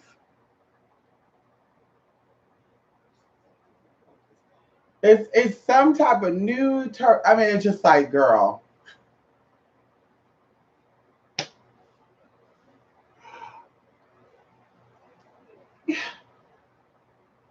I really want to know how people who have all this occult knowledge, how, yeah, they're just like the average Joe, and some of them beneath the average Joe. They've made very much just stupid ass decisions, and they didn't learn from them. Because we all have made some type of dumb decision, but you learn from them. So, how is it that they have all this information and they got new term? I'm telling y'all, they got somebody here telling you he can't even get his own body together. They're talking about how you transition out of being. Oh shit! I was talking about the other day. He was talking about how you transition out this to become a decoded one. And I'm just like, wait a minute, hold up, girl. Well, what book you getting this shit from? Because, bitch, we've been there, done that. We read, we touched, we ate dinner, bitch. We seen libraries, girl. We went into that, girl. Girl, bye. Where we've been taught about the greatest of the greatest that manifested mansions, that manifested houses in other countries. And then you got Timothy from the projects talking about how you could transition from being this to a decoded one. Like, if you learned how to transition from that to this decoded one, then why the hell are you still spiritually hungry? I would love to know that. I mean, that's just something I would love to know. Why are you still spiritually hungry? Why are you still striving to feed your flesh and not your spirit? Because when the spirit is fed, the flesh is no longer hungry. Hello? Hello? When the spirit is fed, the flesh is no longer hungry. So how is it that the flesh is starving, obviously? No cut in. But the spirit is full. No, bitch. It doesn't work that way. If the spirit is full, bitch, you wouldn't be here. So we obviously know that there's one thing or the other. And like I said, there's codings that people say, well, this is what I manifested to give you this and that. No, baby girl. It goes into spirit and the flesh. When the flesh is fucking hungry, bitch, the spirit is motherfucking full. And we know what happens when that happens, bitch. You exit out of here. Okay? When the spirit is hungry and the flesh is full, bitch, it is what it is, bitch. You don't, girl, but bitch, you don't think about that. You keep it moving. Come on in here. Come on in here, honey. Come on in here. Okay? Yes, honey. I didn't. I went to the store. I went to one store and they just do copies and shit. So I don't know if I can check FedEx or UPS.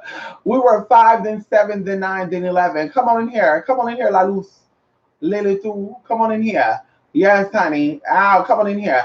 I can never see you as a boy, as you are all woman. spirit and goddess people are fucked up. Listen, I couldn't do it. Honestly, I sit back and I think about it, and Snap had me thinking about this. I want to call you 69 goddess.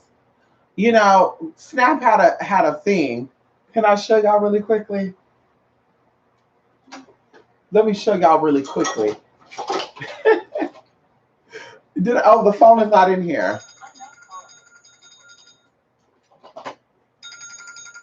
The phone is not up in here.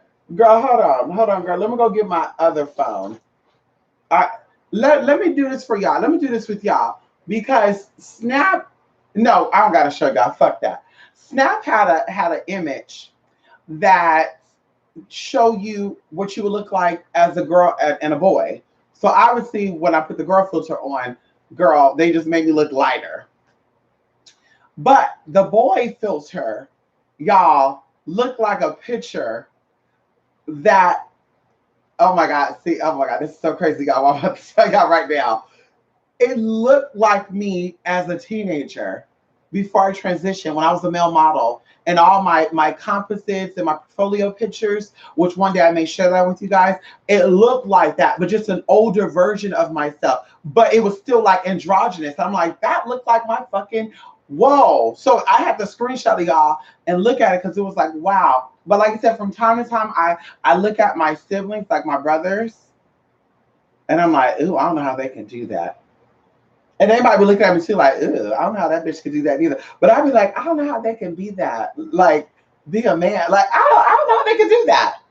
Be confident with facial hair and shit. Like, girl, that is crazy. Facial hair, body hair, not washing your balls and your ass, just sweating and shit, just being that. And now, see, I love that on a man. I love a hair on a man. I love him to be sweaty and just rugged, dirty hands. I love that. But on me, bitch, no, bitch, wait, let me wash these hands. Like, I can't.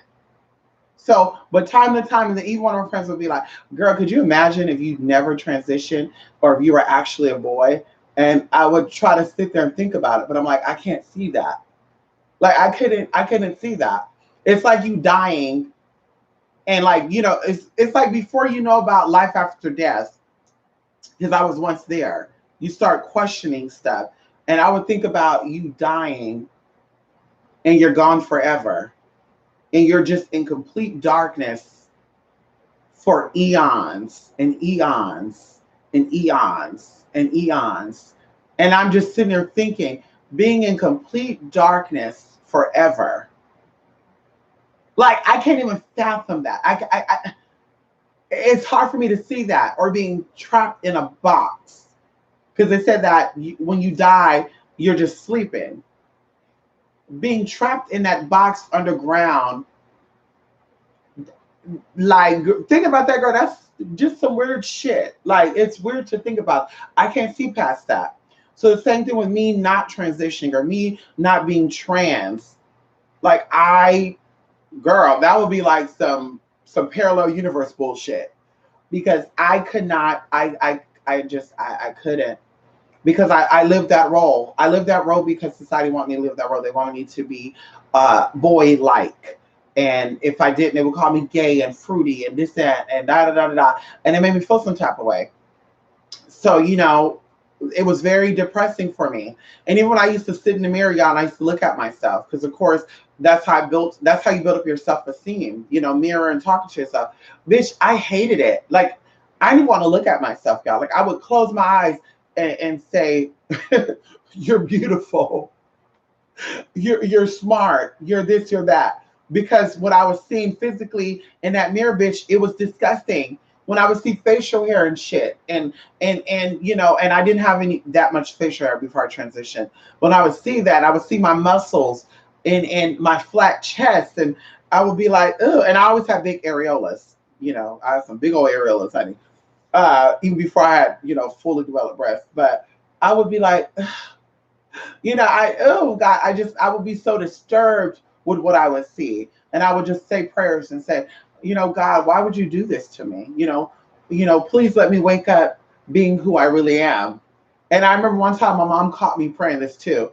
And I was like, God, please, please let me wake up and be who I really am. I want the world to see me for who I am, God. Please, please, please let them see me. And I would just close my eyes and I'll be like, and I'll start feeling myself, y'all. And I'll be like, fine, and just get upset. I would just be upset, go to school. Don't talk to me. Fuck you. And I remember there was like a guy named David K, one of my crush in school, and Jorge. Oh my God. But David K, y'all, he was Mexican and Persian. And he was so sexy to me. Now, he's so sexy, what I'm saying now. I was just so attracted to him back then. And I remember David K told me that he was only into girls and not boys. And I remember I ran away and I was crying. And one of my friends was like, "Are you okay?" And I said, no, because David said he don't like girls, but I am a girl.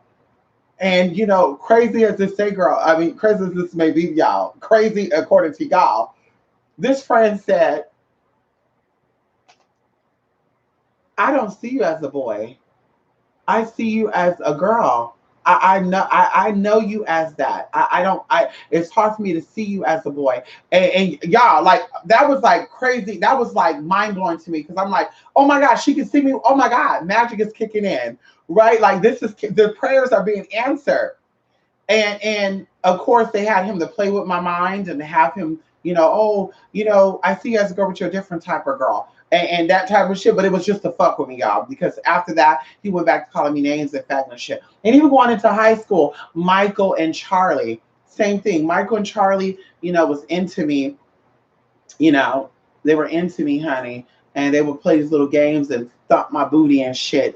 And one day, I don't know what happened, girl. Anyway, we won't even get into that bitch because I'm a fine ass and paddle their ass up. But anyway, like you said, it was hard. It was a challenge. I was asking God, please let people see who I am, blah, blah, blah.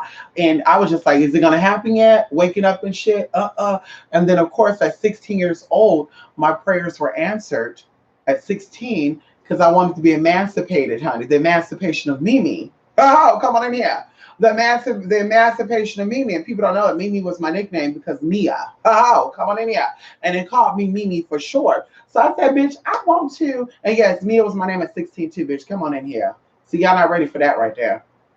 So God blessed me with a woman, honey, of a different experience, and she was actually just a cross dresser, but she was a full-time transvestite. And she said, "Well, I'm a man, and I know I'm a man, but I love the way woman clothes feel on me. But I can tell that you're a girl, and we're gonna make you a woman, and this and that." So she said, "We need you to play." Da, da, da. So y'all, listen. We got some tea there, but she came in and she said it's possible, and I said it's possible for me for me to show people that I'm a girl. And she's like, yeah. And I'm like, how? And she's like, this is not. And then the hormones. And I'm like, hormones? And what? Let me see. And then one of these transsexuals, I won't even say who it is, the first one I saw. And I said, she was born anatomically a male? I can't believe this. Wow, this is unbelievable. I can't. I just, oh my God. And then a TV show, a thing called Trantasia came out. And you have these transsexuals just talking. Of course, they put that fake ass Tiara Russell up in there, honey. Tiara Russell. I'm going to die as a man. I'm just a female eliminator, imitator. Oh, girl, just embarrassing. Just so embarrassing, honey. They always using the girls as clowns and shit. I said, here we go. But anyway, and my life changed. 16 years old, life changed. And I said, bitch, I'm going to show the world who I am and what I am. Miss Thing, ha ha who. And it is what it is. Let's get about that. Now I'm getting excited again. Let's get about that, honey. Yes, honey. Well, by we move to Dominican Republic, I'll go with you. It's never going to get to that. I know that's right. Listen, you just never know. You got crazy shit going out here. God is 69, and I'll definitely go to DR, honey, because I love me a good old Dominican. You know what I mean? I love it, honey. I feel like my husband is going to be Dominican. I feel like he's going to be Dominican with roots of the Middle East. And I only say this because people have, I've had readings done, not even asking questions, and they said, you're going to have a man, and he's from the islands, and he has a tongue, and he's right there near Hades, and what is that called? And oh, he's Dominican. And I'm like, it's so weird because Dominican guys really like me. Like I've always like, I kid you not, Dominican guys have always loved me before the transition, and like y'all, Dominican guys have always loved me, and I said, oh my God. So my man's gonna be Dominican. He gonna be Dominican. I'm telling you, he gonna be Dominican. Y'all gonna see him too. I'm gonna look what I got. He gonna be a hot ass, sexy ass Dominican. Oh, look what I got, you all. Look at him, honey. Come on in here, baby, and show them that platinum, honey. Show them what you got. Hello. Show them those maduras, honey. Hello. Show them what tostones are made out of, honey. Tostones, testicle, maduros, very hard. Come on in here, honey. Show them what it's like, daddy. Yeah. Come on in here. Show them what that large. Ooh, Jesus. Ooh. Hmm. And we say plátanos, which we mean still with the banana skin on it. Oh, come on in here. See, we talk about the real unpeeled bananas. the unpeeling with Mystic Persia. Ow, come on in here. Y'all not ready for that. Come on, Air Boost, long time no see. Yes, honey. Come on. Okay, you see a new boost, honey. It's a feeling I can never see you or feel you are anything but a woman. And some women can learn from you at all levels. Oh, thank you. I don't care if they got their period. Hello, I mean, you're amazing. Thank you. Thank you so much. Honesty. And of course, we talk about woman, that being a mannerism. One of my friends said, she said, do you believe in what she said? Oh, no. She said, shit. She said, do you honestly think that you're a woman, or do you think that you're a man who's not a woman? And I said, bitch, I think I'm a woman. And in fact, I know I'm a woman, the third gender, transsexual. And she said, well, no, on your ID, they can't put tranny. It's either female or male. And I said, well, my ID says female. Okay. So we got us this big ass debate, y'all. And I was trying to explain to her, sex deals with reproductive system, while gender deals with mannerisms and how you identify. And even going into gender, that's why we say gender is masculinity or femininity. So the F or the M could translate as masculine or feminine, right? Versus male or female. What makes them put F and female and male in there, that's the sexual characteristic of who you are. And we could say the dominant sexual characteristic of who you are, because you have fallopian tube and a uterus, which obviously make you female, and you have testicles and a penis, which make you male, right? Obviously. But also on the flip side, there's men out here who don't have testicles. So what are they? They still identify as men still, right? There's women out here who don't have a uterus. They had a hysterectomy, or they've been burnt by chlamydia. Hello? They've been burnt by chlamydia. The fallopian tubes are damaged. Are they not women still? Like, think about that for a minute. So I like I said, being a woman is not about having a pussy or not, or being even a female is not about having a pussy or not. It's about your sexual characteristics, predominantly. What is the dominating characteristic sexually of you?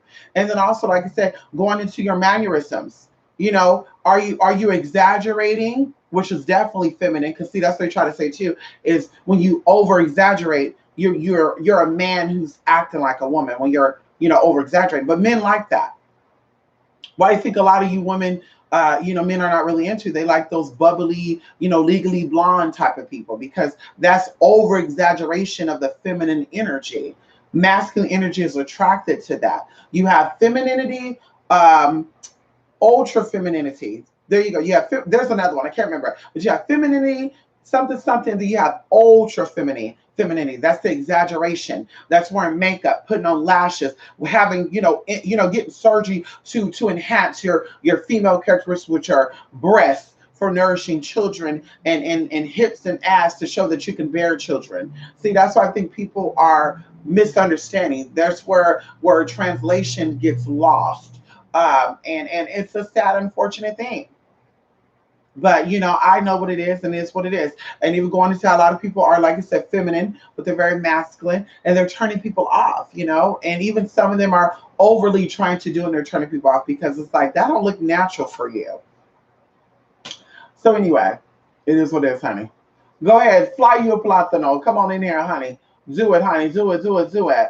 Yes, a Dominican Arab-blooded mixed husband. Punta Cana. Yes, honey. Let me go over there, honey. Listen, I'm on my way. Honey, listen, I know one right now.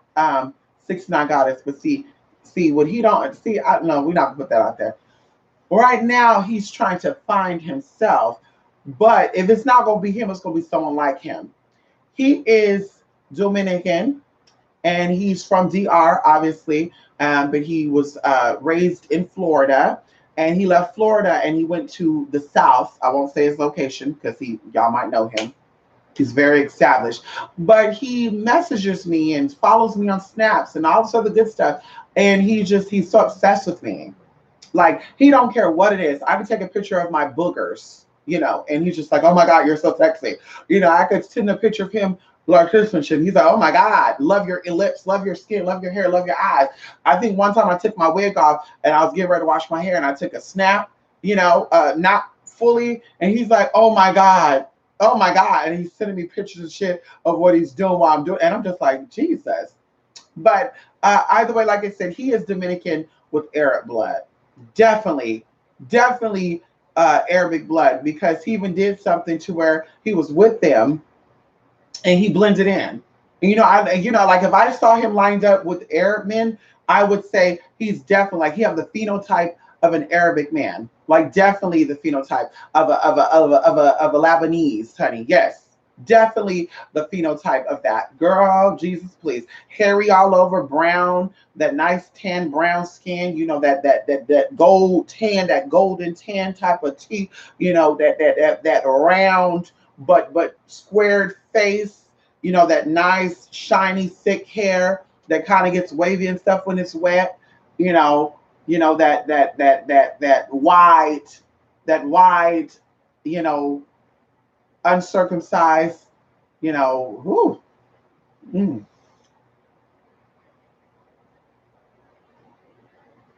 He needs to learn Arabic. If he learns Arabic, we're a match made in heaven. If he knows Arabic, that would be listen, I would hurry up and relocate to where he's at. But right now, like I say, he's exploring himself. He's like, I want it, but I don't. Oh, my family ain't gonna care if because I'm like, okay, well listen, when we make it official, I will come out to meet your family. Oh, they don't care. They don't care. I have a cousin who married a transgender woman. What? And girl, like crazy. What? Over there in New York. Really? Like, let me see. I couldn't believe it, y'all. I mean, I'm not judging, but I said, ooh, she's a brick, and he is sexy as hell. Like he was fit, muscular as hell, got tattoos. He looked like he smelled good as shit. Then you see him with this person, and you're like, hope is out there, bitch. So he's like, my family don't give a fuck. Okay, so why you playing with her?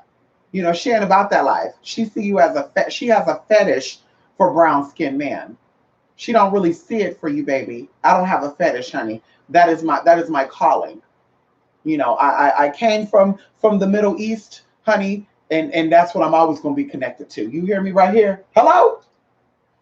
I'm always going to be connected to Mesopotamia, honey. No matter where I go. When I was an Asian woman, I was into that, honey. How? Come on in here, bitch. How? How? Honey, how? Roshahan Demanda, honey. Know that shit right there? Mm-hmm. Mm-hmm. Mm-hmm. Mm-hmm. Oh. Oh. Woo, y'all. This shit is good. You want some? You want some? Y'all sitting there. Look, he wants some. Oh, she was built like honey. She was built. Listen, she was built like a Hummer that was in a collision. See, built like a brick means you look good. She was built like a slab. She was built like Bob. She was built like Bob SquarePants, SpongeBob the SquarePants. Honey, I at first when he said a transgender, his brother married a transgender. I'm not even cutting in. I thought that he was talking about his brother transitioned and dated like they were both trans. Because honestly, you could tell that the trans woman was a male before, and you could tell that the brother. I thought that was possibly a trans man because she still had feminine qualities and like very smooth skin, healthy looking, all that good stuff. And then I'm looking at the girlfriend, the trans woman, and I'm just like, sis need to up. No tea, no shade, girl. Sis need to stay away from the cigarettes and the alcohol because the estrogen will make that skin look good. But you out here drinking and smoking, and you're fucking up the enzymes that are building up the proteins within the estrogen receptors. So your estrogen receptors are weak, sis. No tea, no shade. So now you just looking some type of way. And I'm not cutting in. You know, all trannies come in transgenders come in different shades, shades, whatever. I ain't judging, honey. I ain't judging. Come on in here. I ain't judging. Yes, honey. Thank you. Listen. I'm not saying I had to say it like yes. That whole continent is Asia. Some even say Europe is actually called Asia, going into Eurasia. Right. You said it. You said it right there. And we talk about albinism, honey. Come on in here. We talk about how alchemy. See, this is the beautiful aspect of it. Oh, we're gonna be done with this after I click my job because I gotta go. I gotta go. I got a phone call and I gotta go get me something to eat. I haven't ate yet. I just drank this little slushy thing. And when I come back, I'm gonna record a little something for plant care. Hey, plant care. So okay, thank you. Hey.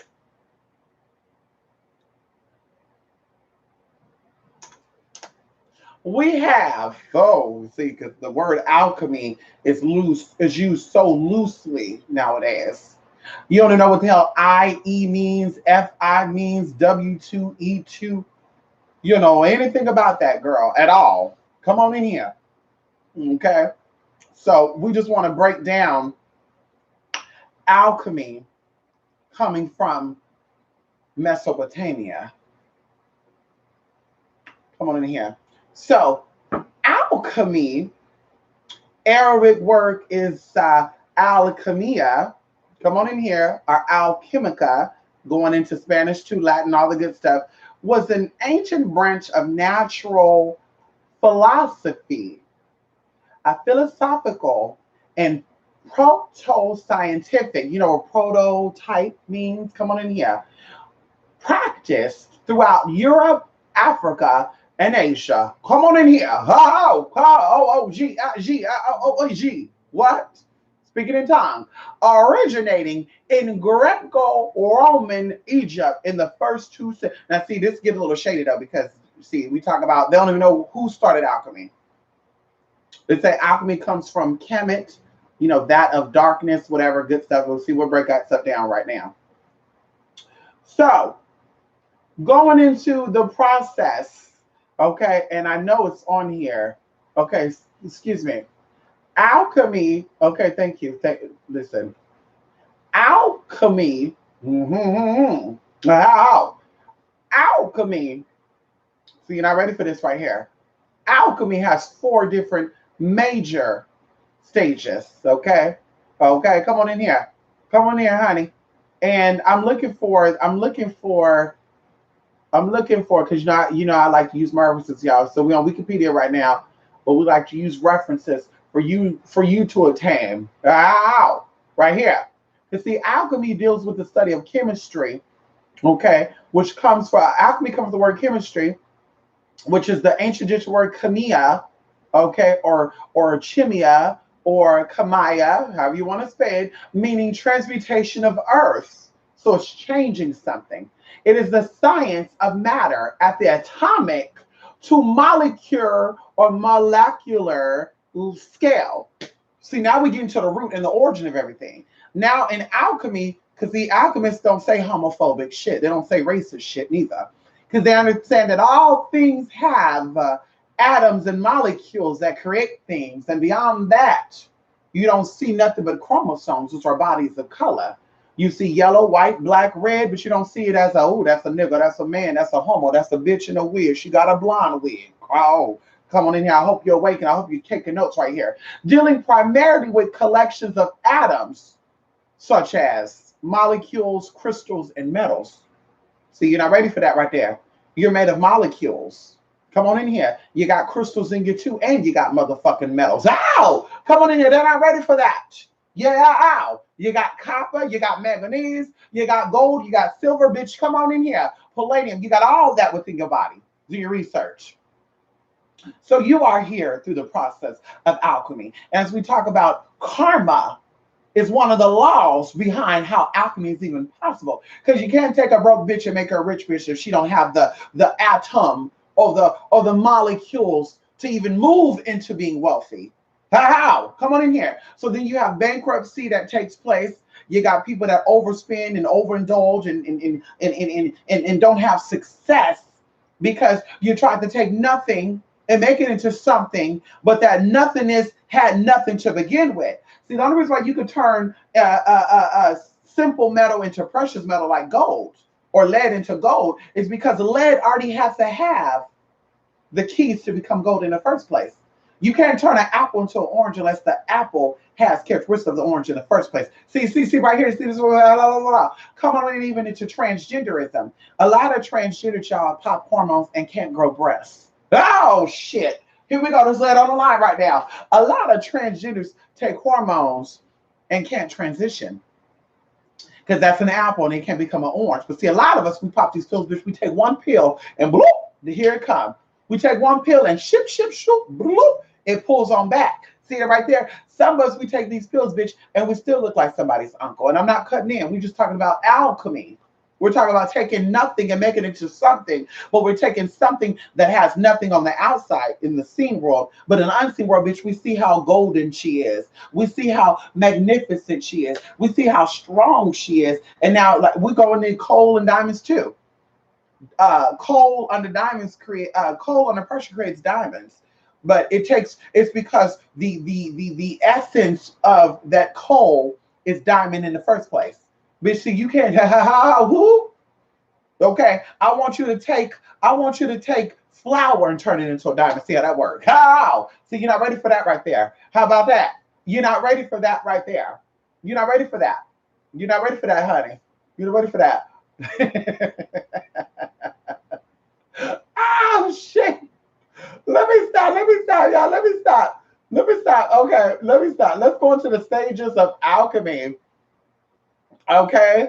Let's go into the stages of alchemy, honey. Yeah, honey, we had all these people giving you this advice on alchemy on their back. Okay. So, honey, there's different stages of alchemy, but we're going to go to we're going to go through the 7 stages of alchemy. Okay, let's get into here. Okay, let's get into here. Come on in here. Come on in here. We got the 7 stages of alchemy. Okay. Let's see. We have the calcination or calcination, depending on your tongue. It is the process of heating and decomposing raw matter. Or in other words, breaking down parts of ourselves that are in the way of our own happiness. Come on in here, Jesus. That's the first step. See, you have to shed your skin like the snake. You have to come out that cocoon like the caterpillar and the butterfly. Come on in here. So in order for you to become a spiritual awakened, you have to let go and kill off that part of you that needs friends and need a man because he give you good dick, or need friends because she say that you're beautiful. Come on in here. Wow. Come on in here. This represents the stage of our life when we're breaking down our ego and our self-doubt and our stubbornness and our self-sabotaging behaviors, also known as pride and arrogance. Come on in here. Hello. And then the true beauty starts to come on in here. Hello. Come on in here. You ready for that right here? So when you start becoming spiritually awakened, or you start dealing with alchemy, now you start to understand that, bitch, because your ego reminds you that you're a black person. Your ego reminds you that you're a woman. Your ego reminds you that you're trans. Your ego reminds you that you're a man. Your ego reminds you that you're a bum. Your ego reminds you that you're a con artist. Your ego, blah, blah, blah, blah, blah, blah. No, you're not ready for that. Oh, bitch, you're not ready for that at all. The second stage is dissolution. Oh, ho. Once we have broken down from stage 1, Once we have broken down what's in the way, we are left with the process of dissolution, which is the beginning of feeling less identification with our false sense of self. Amazing. All these alchemists out here, but they want to talk about them being women and black. And I'm just the queen of Sheba because I'm black. So funny. But I mean, you're an alchemist? Oh, I think you forgot the first two processes of what that is. Okay. But you start to the beginning of feeling less identification with our false sense of self. Once we are free from our pride and self doubt, we can take one step back and truly observe our positive and negative qualities. And you don't apologize for it. Bitch, I said what I said. I did what I did. What you gonna do? I did it. And okay. Suddenly, our inability to take responsibility for our many faults, avoidance or traumatizing memories, and other inner tensions rise to the surface, causing us to become aware of how our behavior might be affecting others. See, you're not understanding that right there. You're not understanding that right there. You're not understanding that. You're not understanding that. When you're spiritually awakened, you understand that. When you're going through your spiritual awakening process, you don't understand that yet. When you are in this step, you start to take responsibility for your thoughts and stop avoiding traumatizing memories and inner tension that causes you to have hate for certain people because you can't be them. Ha ha ha! Come on in here. To have hate for certain people because you feel like you're less than them. See, that's your own inner weaknesses talking there, sister. That's your own inner weakness there. Start sitting there talking there and shit right there. That's also the beginning of spiritual maturity. How? Come on in here. Yes. Yes, honey. Yes. Okay. The third stage is separation. See, now we're breaking down. See, now you got to break down to build up. See, people try to build up to break down. It doesn't work that way. Now you got to break down to build up. The higher up we go, the more breaking down we're doing. Separation. Separation is the stage where we make our thoughts and emotions more defined by isolating them from other thoughts and emotion. And the only way to isolate yourself or to isolate your other thoughts and emotions or to actually understand what your thoughts are, you have to separate yourself from other people. You can't be in groups and shit. Oh, hi, I'm not doing good. I need people around me. What? That's a part of your change, sister. Hello? Hello? Hello? Hello? The process of separation involves truly becoming aware of our authentic feelings for a person or for ourselves. In this stage, we honestly experience our anger, frustration, disappointment towards another or ourselves, rather than reverting back to the old habit of dutifully trying to forgive or forget because it's the right or comfortable thing to do. And I said before, out of sight, out of mind. You thought because you forgot about it, it's no longer there. You thought because, oh yeah, I forgave you, sister, that it's over. No, you didn't. You're still holding on to it. You're still holding on to it, bitch. You're still holding on to it. It won't work. It won't work. And of course, we talk about shadow work because see, people don't really talk about shadow work. I do shadow readings. I do shadow. If that's the case, girl, then why are you still doing the same shit you're doing 20 years ago? Ow. Now we're getting into shadow working and shit, honey. The fourth stage is conjunction. Come on in here.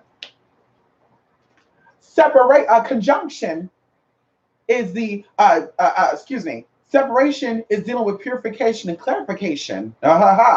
Okay. Once we have done this, we're going to combine all three of the previous things together, and this is called conjunction. While in the previous step, we separated and learned to distinguish all the separate feelings and thoughts within us. Conjunction provides us the inner space, the simmering that is required for us to truly and honestly accept all parts of our authentic self. I'm a transgender and I'm proud. Yes, yes, honey. Yes, I may come from a lineage line of motherfuckers who known to beat ass and stab up and ask questions later. How? Oh, yes, baby. That's exactly where I am, where I come from. What it is. Honey, hello? When we experience this stage of spiritual alchemy, all of our unconscious thoughts and feelings bubble up to the surface and into the light of conscious awareness. So now we have to take full responsibility for what we have done, what we have contributed to, and what we're about to do. About. What we're about to do. Come on in here. Conjunction also goes into the word conjuring. You see how, see right there? So you're conjuring without going through the calcination process, without going through the dissolution process, and without going through the separation process. Oh, that's so funny. Okay. What kind of alchemy is this? I really want to know. Fermentation. Fermentation is a process where you start to be reborn.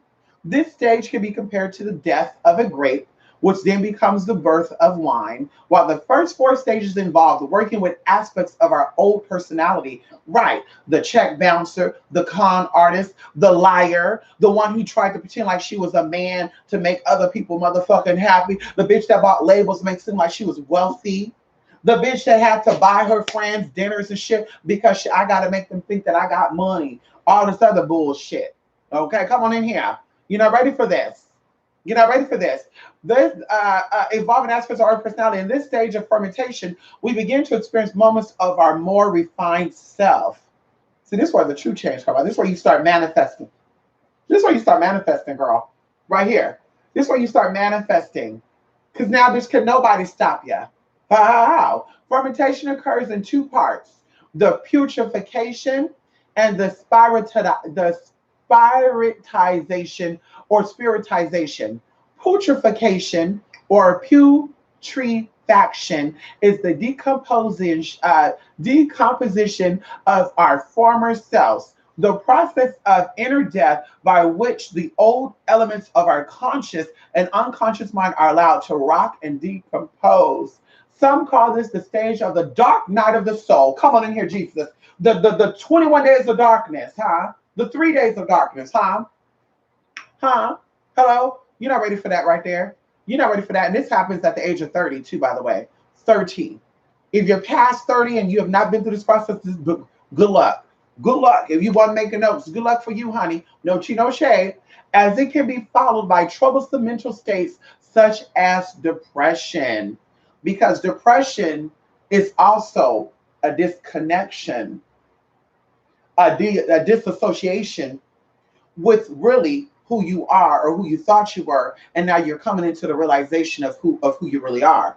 So now you start to become depressed and say, "Oh, I'm changing. What's really going on? I don't feel myself anymore." You're holding on to some shit you didn't have to hold on to. On the other hand, spiritization is the stage by which we begin to look at the world in a new light. With the right guidance and with enough inner work, spiritization involves letting go of all the aspects of ourselves and our lives that don't serve us or contribute to our own involution. So that means that when you were molested, you were hurt, you were abandoned, your parents didn't love you, your friends didn't love you, your men didn't love you. You know, you were giving everybody everything that you have, they gave you nothing.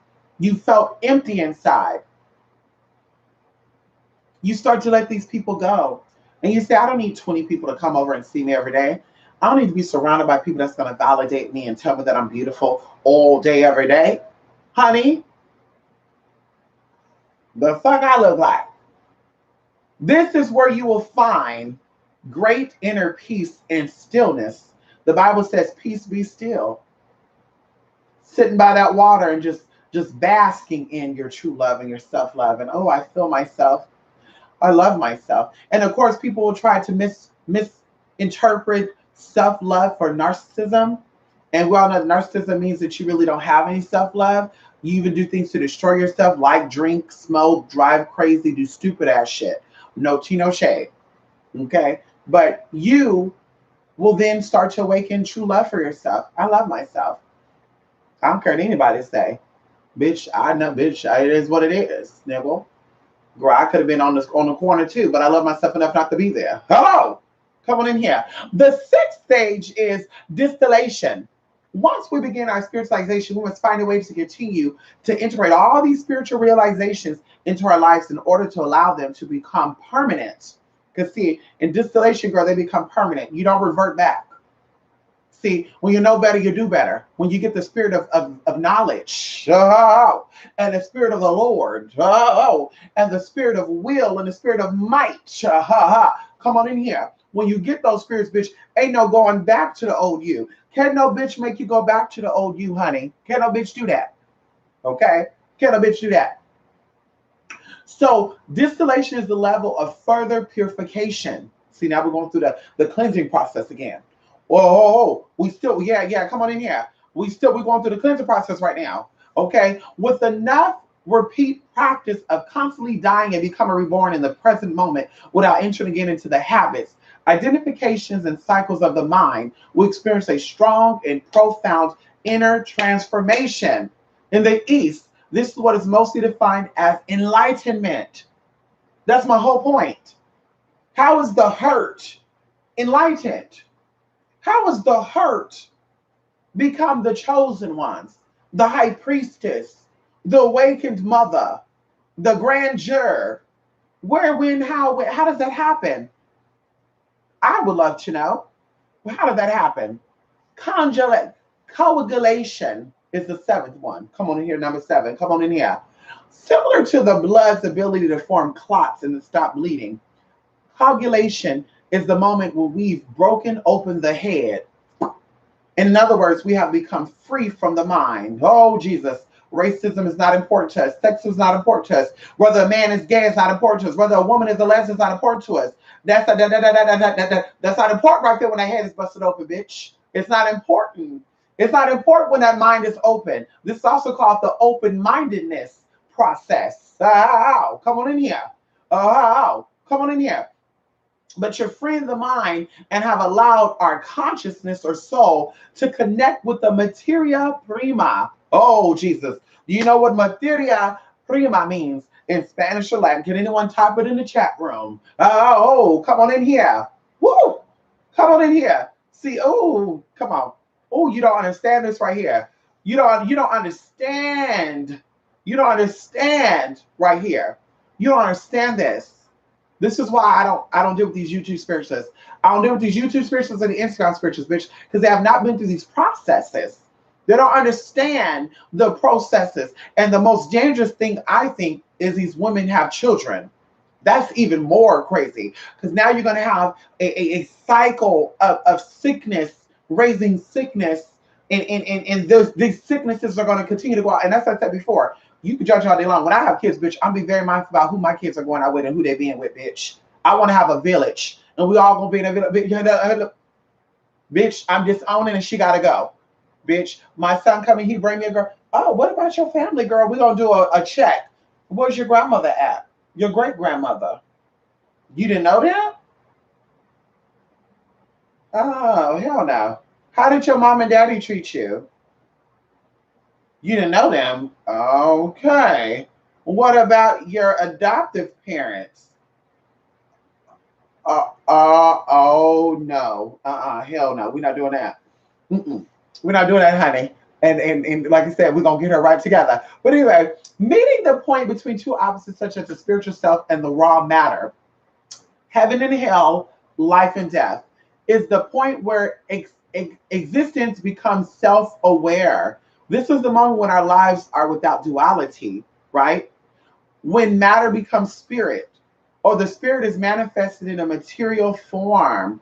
Can we talk about it? So in this step, you don't separate and you don't say, oh, well, this is man and this you and you're black and you white and you got and you think and you Christian and you Jewish and you did and oh, I can't do it with a Jew or I can't do it with a black or I can't do it with a white. Oh, I can't do it, mama. Oh no, I can't. In the stage of coagulation, the physical universe is not separated from the mind or spirit reality. It is a reflection of it. Come on in here, Jesus. Alchemy's greatest achievement is to create an interrelationship between mind and matter and between self and the world. Because ultimately, what you see in the inside and what you see in the inside and what you bask in the inside, you reflect into the outside. Come on in here. You reflect into the world, and now you become either a productive solution. You've hit the problem at the root. You just didn't put a band-aid on it. Because see, a lot of these spirits, they put band-aids over shit. And I can't fuck with that. They like putting band-aids on people. Bitch, we're not about that shit, bitch. We're going to the root of the problem. We're going to figure out what it is. We're going to get right in there. We're going to cut that root out, bitch. We're going to cut it out and let it heal up naturally. Come on in here. But how you are in the inside, how you feel on the inside, you definitely push out into the world. Yes. And some people try to be sweet nice or nasty nice. You know, they try to put, oh, I don't curse. Oh, I'm just so godly. And then behind closed doors, it's like, okay, well, bitch, what have you done to help your people though? You got people watch you for 20 years, 10 years, 15 years, and they all suck in the same fucking place. Like you are. Same fucking shit. Different fucking day. No new opportunity, no growth. You're doing the exact same shit you did 10 years ago. Same fucking shit, girl. Wake up. But now let's get into the real aspect of what I wanted to pull this up for. Because you know, Spirit is always showing you what you should see, but you're not really trying to see right now. Mm-hmm. Come on in here. Come on, I don't think y'all ready for this right now. Come on in here. Sit on down. Sit on down. Sit on down. Magnum opus. Anybody know what magnum opus is? Type it in the room. Type it in the room, honey. But anywho, the great work is magnum opus. In Latin, that means the great work. And it refers to the alchemical and hermetic tradition.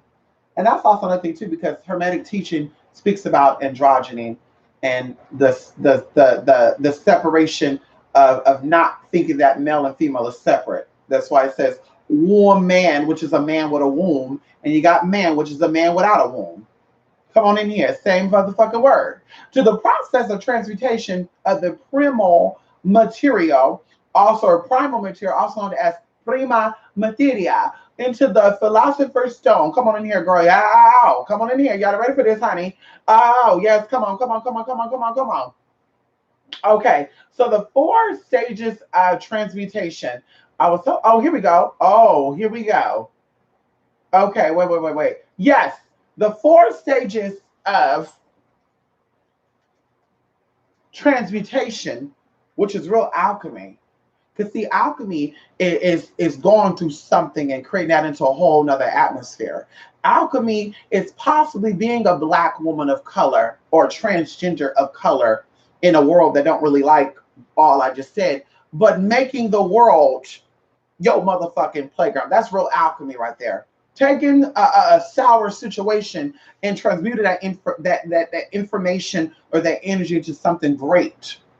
Okay? That's the true philosophy of what alchemy is. Okay? But it also deals with a alchemical and psychological transformation. So we have negredo, which is the blackening process, which is the first one. Albedo, which is the whitening process, which is the second one.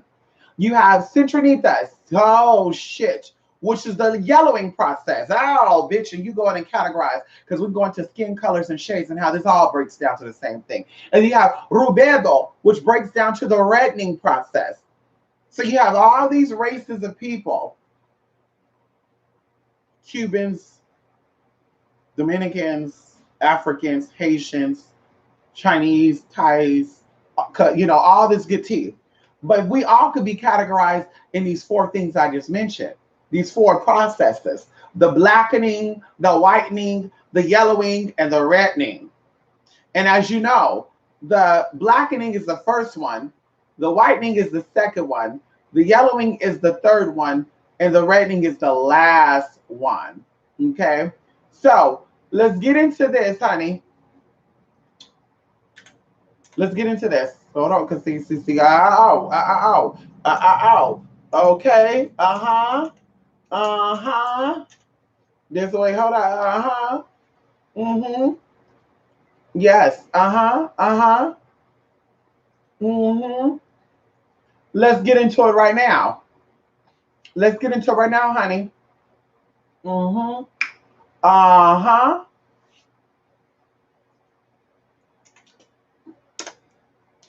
Let's get into it right now. Okay, where's that at right here? Let me see. Oh my God, they had a site that was dedicated to it, and it's completely gone right now. Oh my God, it's completely gone. Let me see what this is. They had a whole site dedicated to this, honey. Yes, understanding transmutation is the basis of alchemy. No, here we go. Here we go. Here we go, honey. Here we go. And we know that alchemy is transmuting lead into gold, right? But metaphorically speaking, gold is dealing with your soul.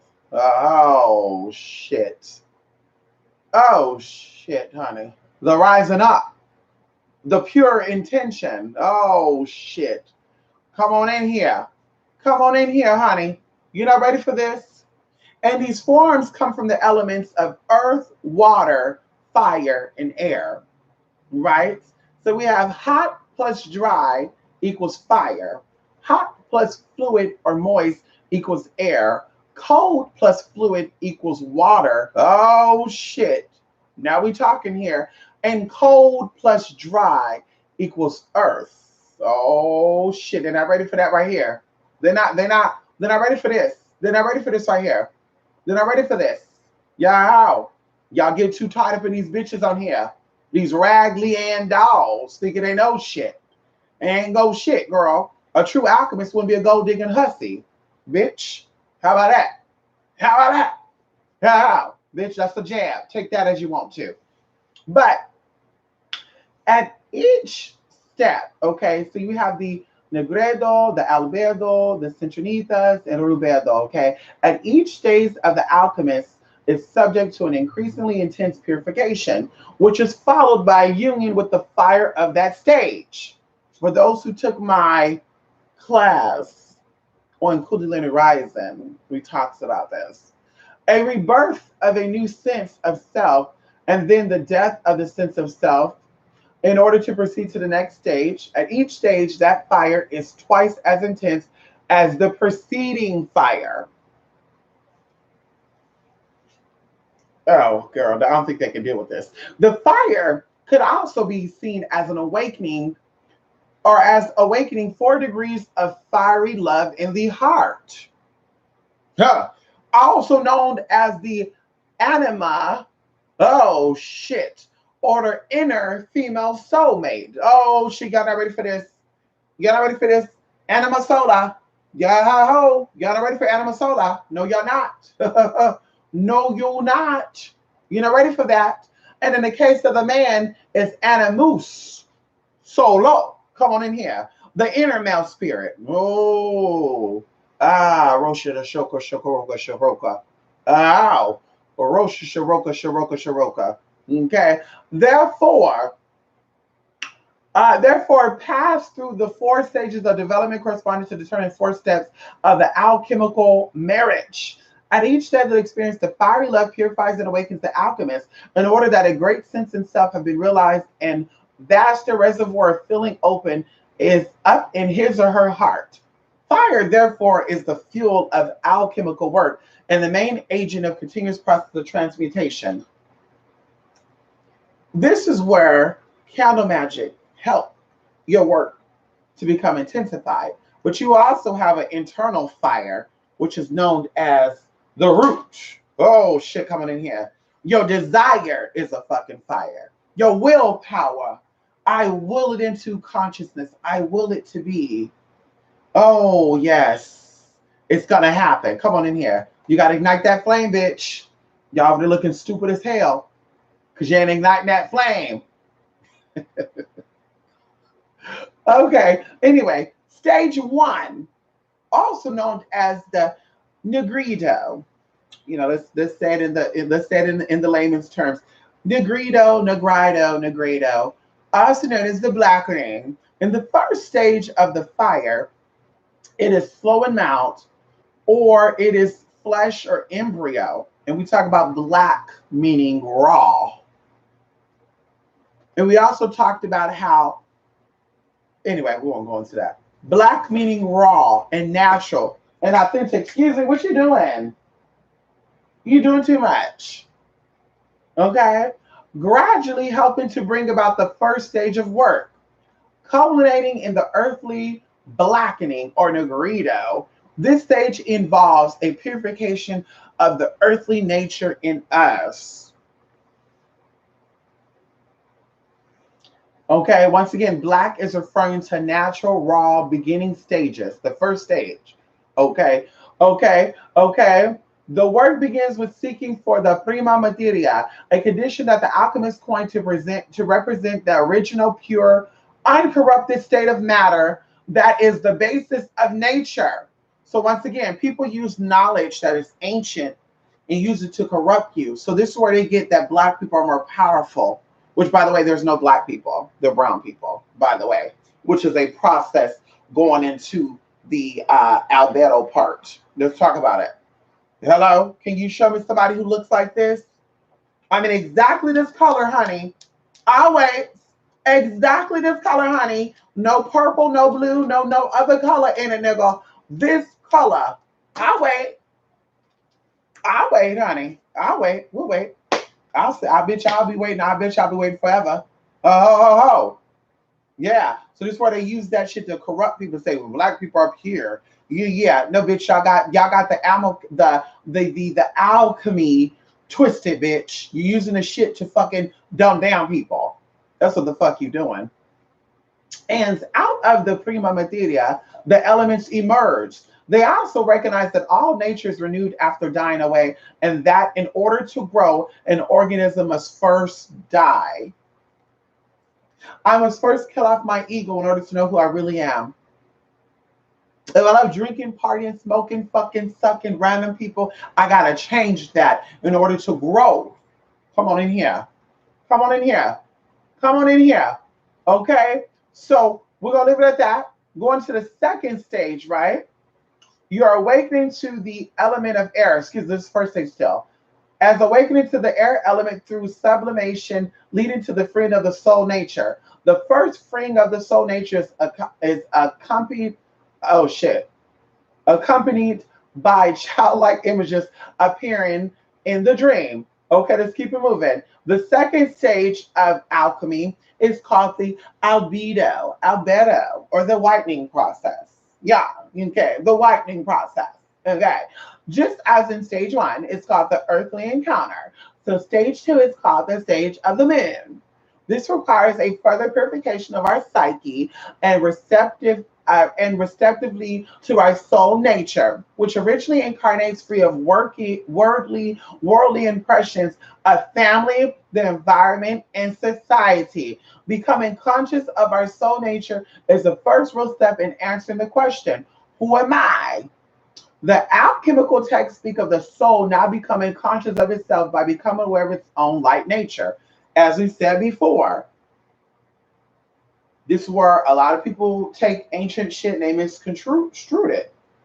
You know, it says in the whitening process, you become aware of your light nature, the reflected light. Oh, shit, right here.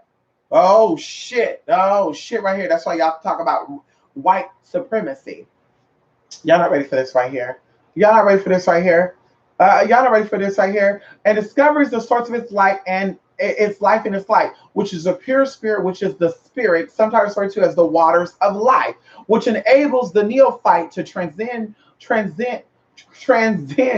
through the realms of the sight and to enter the angelic realms. That's where you get Anglo-Saxon, angel, which means light and white. Come on in here.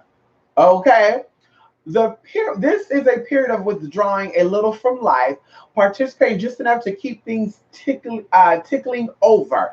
The main force is being inwards. This enables clients to experience sudden realizations about themselves, and they often begin to question their life direction. It is easier to see in a moment of insight what is important and what is not. Alchemists sometimes refer to this as a sublimatio or sublimatio, depends on your tongue. Much like the vapors that rise from the chemical vessels, which is undergoing heating, carrying the essence that is sought after and is to be extracted. This is a metaphor for the soul rising from the confines of the rich psyche, with the extractions of the essence representing the soul at last becoming conscious of itself. So even if you look at white people as a collectiveness, that's why they appear like they have their shit more together. Okay? Because you come on now. Oh, let's keep it all the way real. Come on now. Let's keep it all the way real. Let's keep it all the way real. The fire stage of 2 is considerably more intense than the preceding stage, even though it is described by alchemists as moderate in temperature as of the sun in June. Correspondingly, in life, we are confronted with the necessity to be far more scrupulous, open, courageous, and discriminating than ever before. This path, yep, catch that T right there. The path is lonely as we journey inward, but to continue the process demands a tremendous integrity, strength, and persistence. As with stage 1 of the process, the point is reached in which the second alchemical marriage takes place.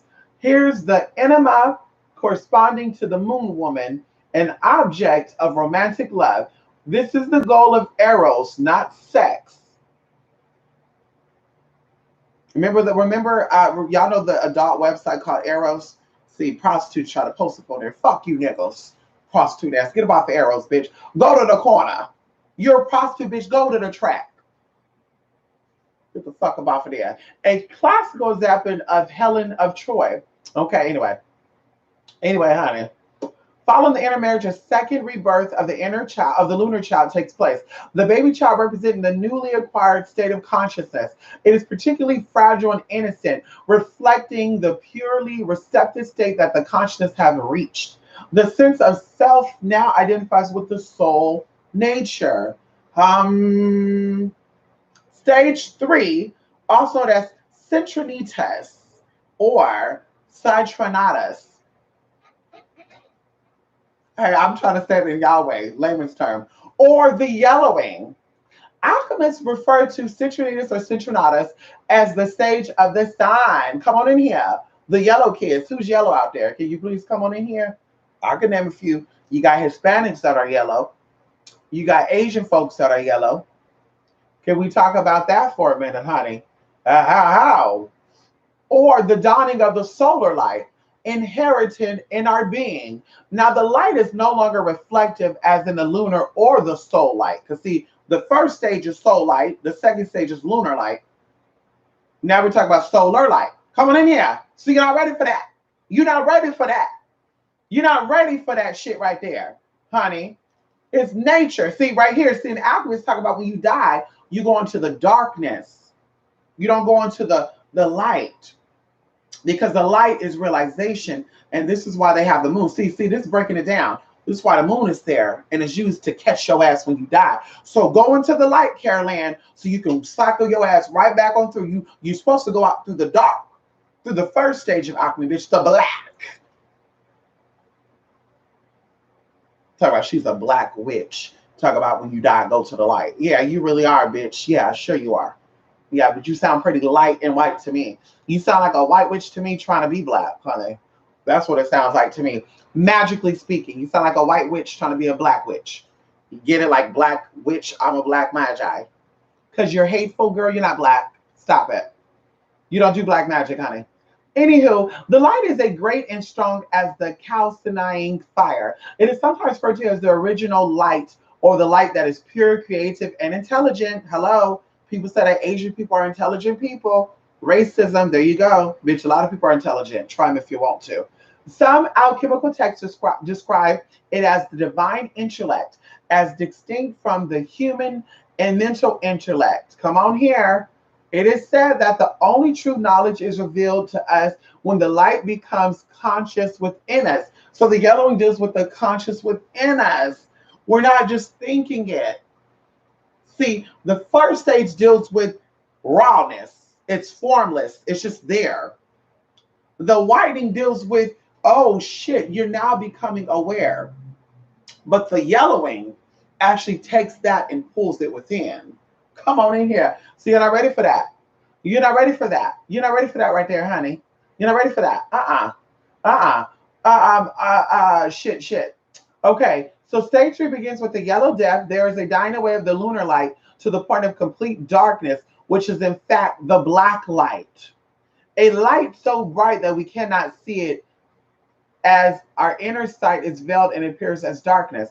Now they're talking about some ancient shit here, y'all. Because I keep telling y'all, the real sun is the dark sun, and it's so bright that we can't see it. Because physically speaking, and none of our telescopes and all that stuff could even decode that.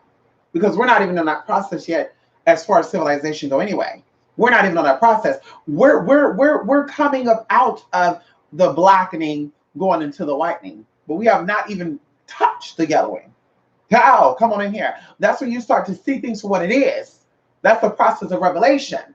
See right here, right there, right there. That's the process of revelation. So like I said before, if you go so far up into space, you don't see shit. It looks like there's a sun when the sun is out there, and the moon looks like it's emitting light because we're here, and that's what we can perceive. We're seeing waves of frequency. As they say, color is a vibration or frequency, sound is a vibration or frequency, etc., etc. So now, like I said, if you go so far up into space, it'll pull darkness, but there's actually a sun that shines brighter than the sun that we see. We'll leave it at that. Y'all not ready for that other shit. We'll leave it at that, honey. So a light so bright that it cannot be seen, as our inner sight is veiled and appears as darkness. St. John of the Cross speaks of this in a personal account of his own dark night of the soul. This death is also described from a Buddhist point of view as a death of sense of self, as being a separate individual. It is a complete dying of the dualistic state of mind that perceives subject and objects as separate. Okay, so the yellow death signals the end of the influence of the lunar light, as the consciousness is transformed into the solar light. And see, we also talk about how America was first owned by the Aboriginals, and then the Europeans came over and took over. Now they're saying that the yellow man, aka the Chinaman, is buying up America. See how this process is all coming into play.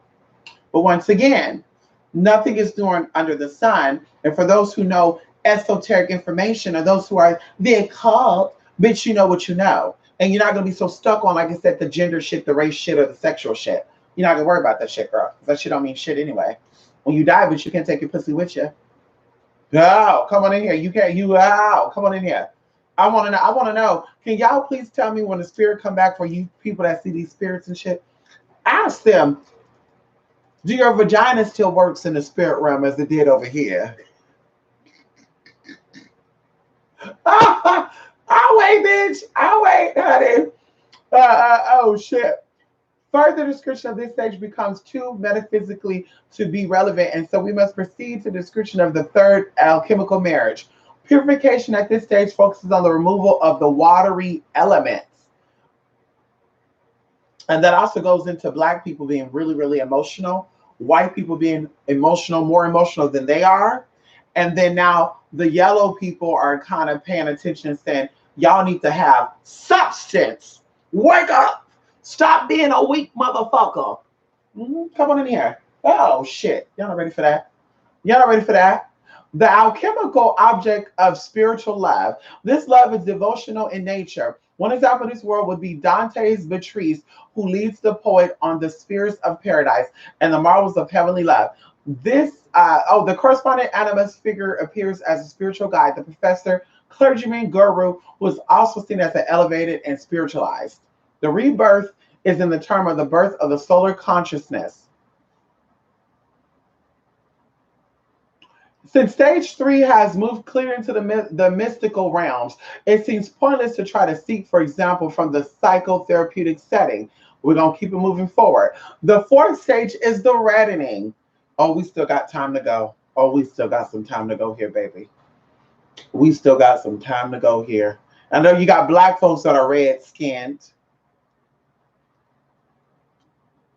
We still got time to get there. In stage 4, the alchemist awakens to the desire to return to Earth and to be fully incarnated, his or her own state of illuminated consciousness into the mind and body.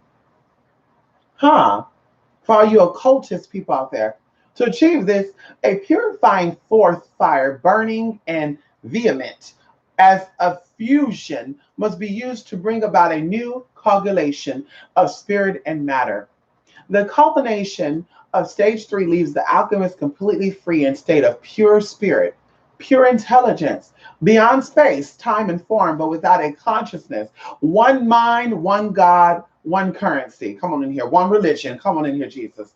And without a consciousness of body or mind. Thus, the death or red death, like the red star dying out, like, ooh, come on in here, Planet X. They said Planet X is a brown or red star. See, y'all not understanding that right there. Woo! Come on here, metaphysics. They're not understanding that.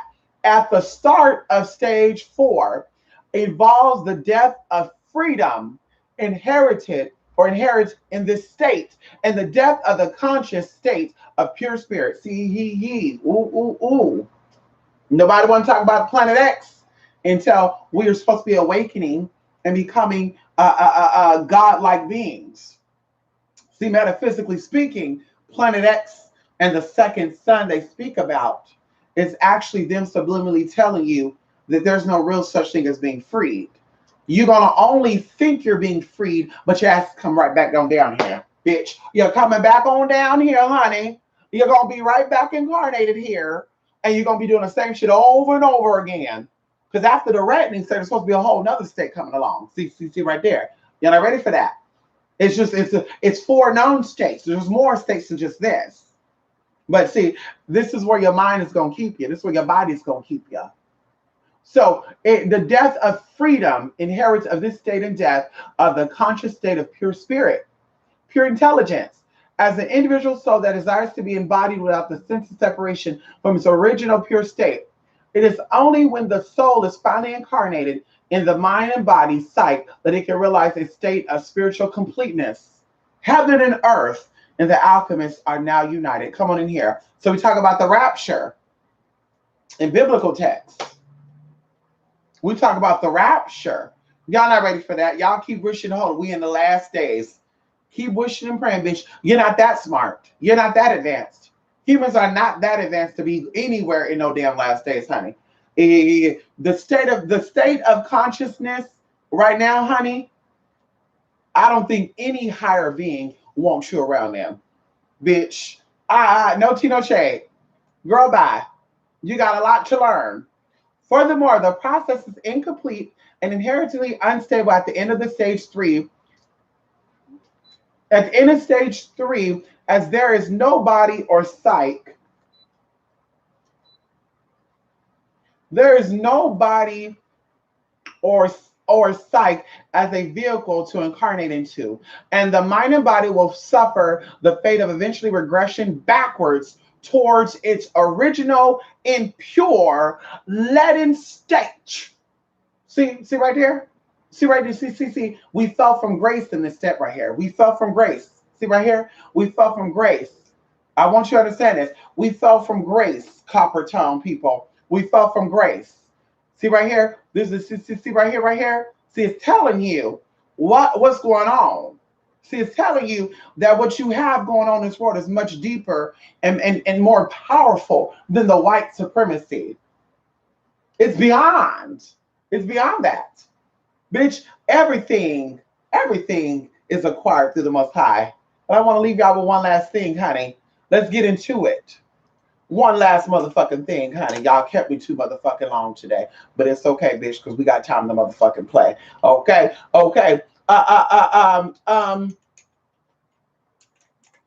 Come on.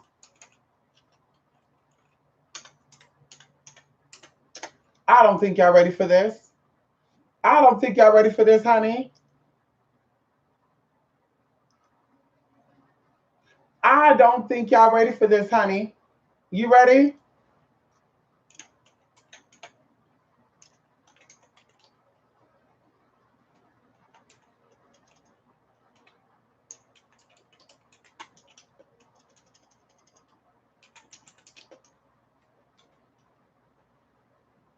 Come on in here. Come on in here. Come on in here. Come on in here, honey. Come on in here. I got to take y'all back to Genesis. Cause see right here, we're gonna do Genesis, the gene of Isis. So shit. Y'all not ready for that. Y'all not ready for that. Y'all not ready for that, honey. Y'all not ready for that. Are y'all ready? Are y'all ready? Mm-hmm. Oh shit. Oh shit. Time for some more metaphysical stuff, honey. In the beginning, God created the heavens and the earth. Now the earth was formless and empty. Oh shit. Darkness was over the surface of the deep, and the Spirit of God was hovering over the waters. And God said, "Let there be light." And there was light. God saw that the light was good, and he separated the light from the darkness. God called the light day, and the darkness he called night. And there was evening, and there was morning, the first day. And God said, "Let there be a vault between the waters to separate water from water." So God made the vault and separated the water under the vault from the water above it. And it was so. God called the vault sky. And there was evening, there was morning, and the second day. And God said, "Let the water under the sky be gathered to one place, and let dry ground appear." And it was so. God called the dry ground land, and gathered the waters he called sea. And the gathered waters he called sea. And God saw it was good. Hallelujah. Come on in here right here. So that speaks about how darkness deals with rawness. It deals with formness. It deals with emptiness. Just a canvas waiting to be sculpted from. Oh, shit. And then God said, "Let there be light." See right there. God said, "Let there be light." See, that's the true alchemy right there. God said, "Let there be light." And then the whitening process happened. You're not ready for that. You're not ready for that. The whitening process happened, honey. And you fell short. You fell short from the glory, honey. You fell short, and you're still falling short. You're still falling short, honey. You're still falling short. You're still falling short, honey. You're still falling motherfucking short. And you want to sit here and talk about because you're black, you're greater than a white person. You want to talk about because you're black, you're better than. Because you're black, people should kiss your motherfucking ass because you're the mother and the father of civilization. How dare you? You got it fucking twisted up. And the minute that you get it together, know the real, you'll wake up. It is the blackness of the spirit, bitch, not the blackness of the skin. But you're too caught up in that because you're not spiritual. You're not spiritual, honey. You're not spiritual, honey. You are too caught up in that. Okay? Can we go on to a little bit? Can we do one more sheet right here? Isaiah 45. Ooh, shit. Verse 1 to 9. Because see, 9 deals with mystery, so we wouldn't stop it at 9. This is what the Lord says to his anointed, to Cyrus. Come on, Miley Cyrus. Whose right hand I took a hold of to subdue nations before him. Oh, if he casted spells on those nations, we don't know. And to strip kings of their armor, to open doors before him so that gates will not be shut. I will go before you and will levy the mountains. Oh, Jesus. We're going to plateau. I will break down gates of bronze and cut through bars of iron. Come on in here. I will give you hidden treasures, riches stored in secret places, so that you may know that I am the Lord, the God of Israel, who summons you by name. Oh, Jesus. It sounds like God was a witch too, summonings and conjuring and shit. What shit is this? Huh? For the sake of Jacob, my servant, of Israel, my chosen. Oh, shit. I summoned you by name and bestow on you a title of honor, though you do not acknowledge me. I'm the Lord, and there is no other. Apart from me, there is no God. Hallelujah. They're saying through kingmanship is where you reign forever. I will strengthen you, though you have not acknowledged me, so that from the rising of the sun to the place of its setting, people may know that there is no one besides me. I am the Lord and there's no other.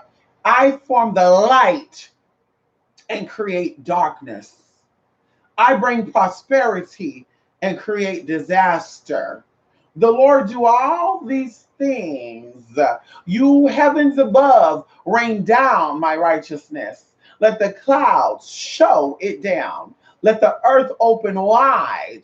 Oh shoot, now we talk about earthquakes and shit. Let salvation spring up. Let righteousness flourish with it. I, the Lord, have created it. Woe to those who quarrel with their maker, those who are nothing but potsherds. Oh, you fake trifling ass bitch. Among the potherds on the ground. Does the clay say to the potter, what are you making? Does your work say the potter has no hands? So I want you to understand that, bitch, in this stage right here, because this is where you went wrong at. This is where you went wrong at, people. Right here. This is where you were wrong at. Because now you step back. You step back. You step back. This is where you made a mistake at. Now, like I said, we're currently in the blackening stage, going into the lightning stage. And hopefully we make it all the way into the third stage, fourth stage, so we can keep on progressing. But no, we keep doing the same thing over and over again. We keep going back. Oh, I'm straight. Oh, I'm a woman. Oh God, yes, my pussy is so great. Oh my God, everybody in the market done had me. Oh shit. My dick is golden, but I gave it to everybody who wanted it, honey, including the shitty booty bottoms. Okay, girl. Okay. Okay. Okay. The here we go. Okay, so we got we how. Okay, the effort of accomplishing this is far greater than the effort to realize the need for this change in the first place. The alchemical principle of solve et codula. Now, where do you guys got that at? Solve et codula. Where you get that at? How? The Baphomet, right? Y'all know the image of the Baphomet. Or dissolve and coagulate has been used at each stage of the process. In other words, the form of the soul is caught in at the time the self and must first be dissolved in order to be free or to free the soul so that it can be rise in consciousness to experience a purer and subtler form, which can then be recogulated and experienced as the new self. However, in stage four, as the soul incarnates or descends into the worldly body, the latter has been tempered to be more suitable vehicle or site, which is then conjugated with the soul to form the self that has awakened the body and mind to express its nature. So this is why they say you're born into sin, because as long as the spirit is stuck in the body and the mind, it will express the nature of the mind and the body. So your mind is influenced by the genetics and your nature. So if your mama was a bummy bitch, you're going to be a bummy bitch. It is what it is. Come on in here. The body is influenced by nature too, the environment. Negative people make you sick. They do. Bitch, you'll be losing your hair, you'll be losing your teeth, everything get dried up, yeast infections, you can't get pregnant, all that shit get twisted up and shit. Come on in here. Come on in here. Come on in here. So in this state, the mind or the spirit has been connected with the body and mind, and the soul is motherfucking sleeping. The soul is sleeping. So now in the alchemical process, the soul starts to wake up. Stage one. And as it starts to wake up, the white light of it starts to become aware just a little bit. Ha ha ha. Come on in here. Yes. And in the third process, now that you have become aware of what you are and who you are, you can now say, yes, I'm all these things, but these are just experiences. I'm not my penis. I'm not my vagina. I'm not my tits. I'm not my black skin. I'm not my white skin. I'm not my blonde hair. I'm not my coal hair. I'm not my melanin. I'm not my non-melanin. Like, girl, You say, excuse me, there's more beyond this realm and beyond what I can see fleshly, that I'm going to work on that. And then, like I said, the yellowing stages get you into the fourth stage. But at this point, like I said, the fourth stage has stopped and it's putting you back into a cycle. It just keeps you looping around, keeps you looping around. And see, we talk about Gene of Isis because we know that the moon now is Kansu, well, the moon that y'all see, as we mentioned before. The moon that you see visibly is the moon by Kansu. So they use that to keep you in check, honey. They use it to work their magic spells on you, bitch. They use it to get your ass enchanted. That's what they do. But the original ruler of the real sun, who we cannot see right now because we said it's been enthroned. It's dark. The new moon. That's why the new moon is the most powerful moon, because you cannot see it. The light is so pure. The light is so bright that your human, pathetic human eyes, your puny little unawakened soul minds, whatever. Anyway, you can't see it. But that's where Isis ran at. That's who the real queen is. That's who the real ruler of intuition is. The real divine mother, the one that rules divine femininity.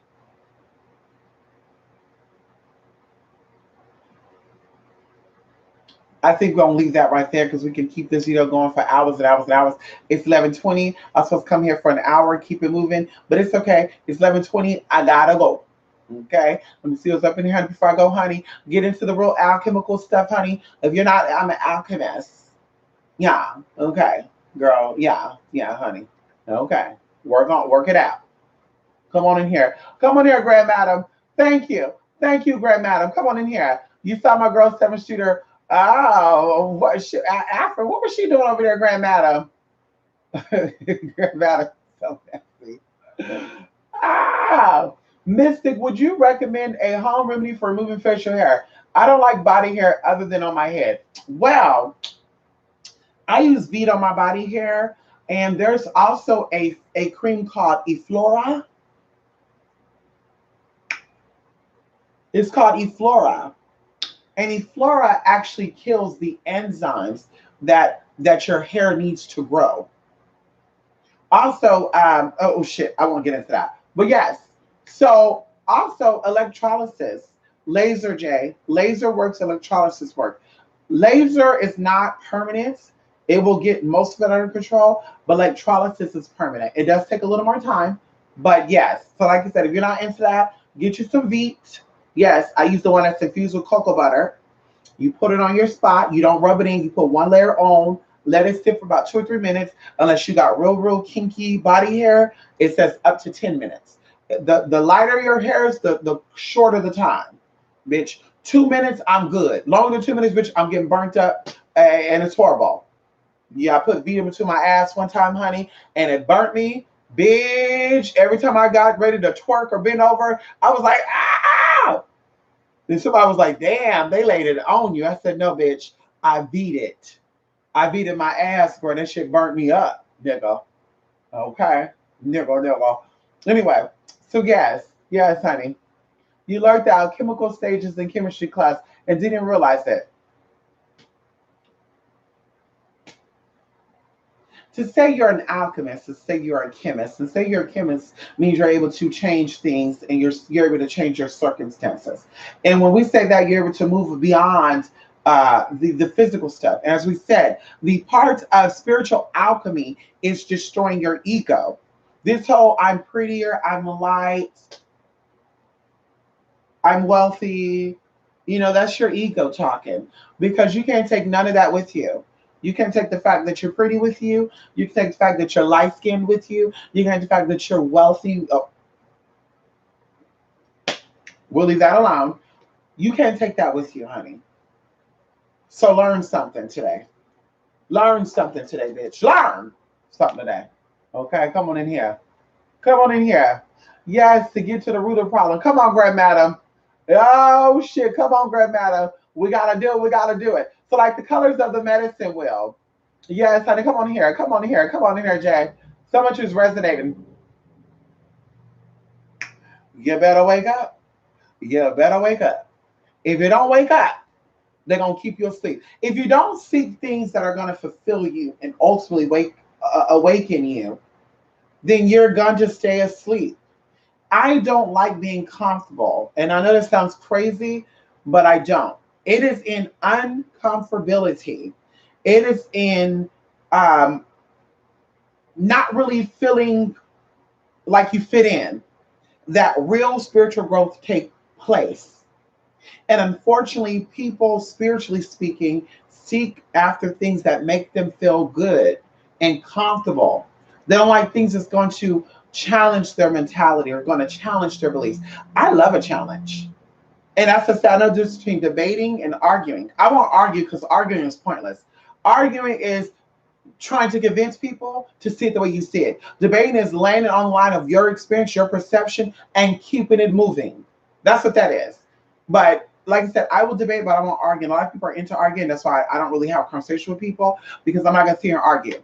You seeing it the way you're seeing it, which is lacking of something, and I'm seeing the way I'm seeing it because I got something.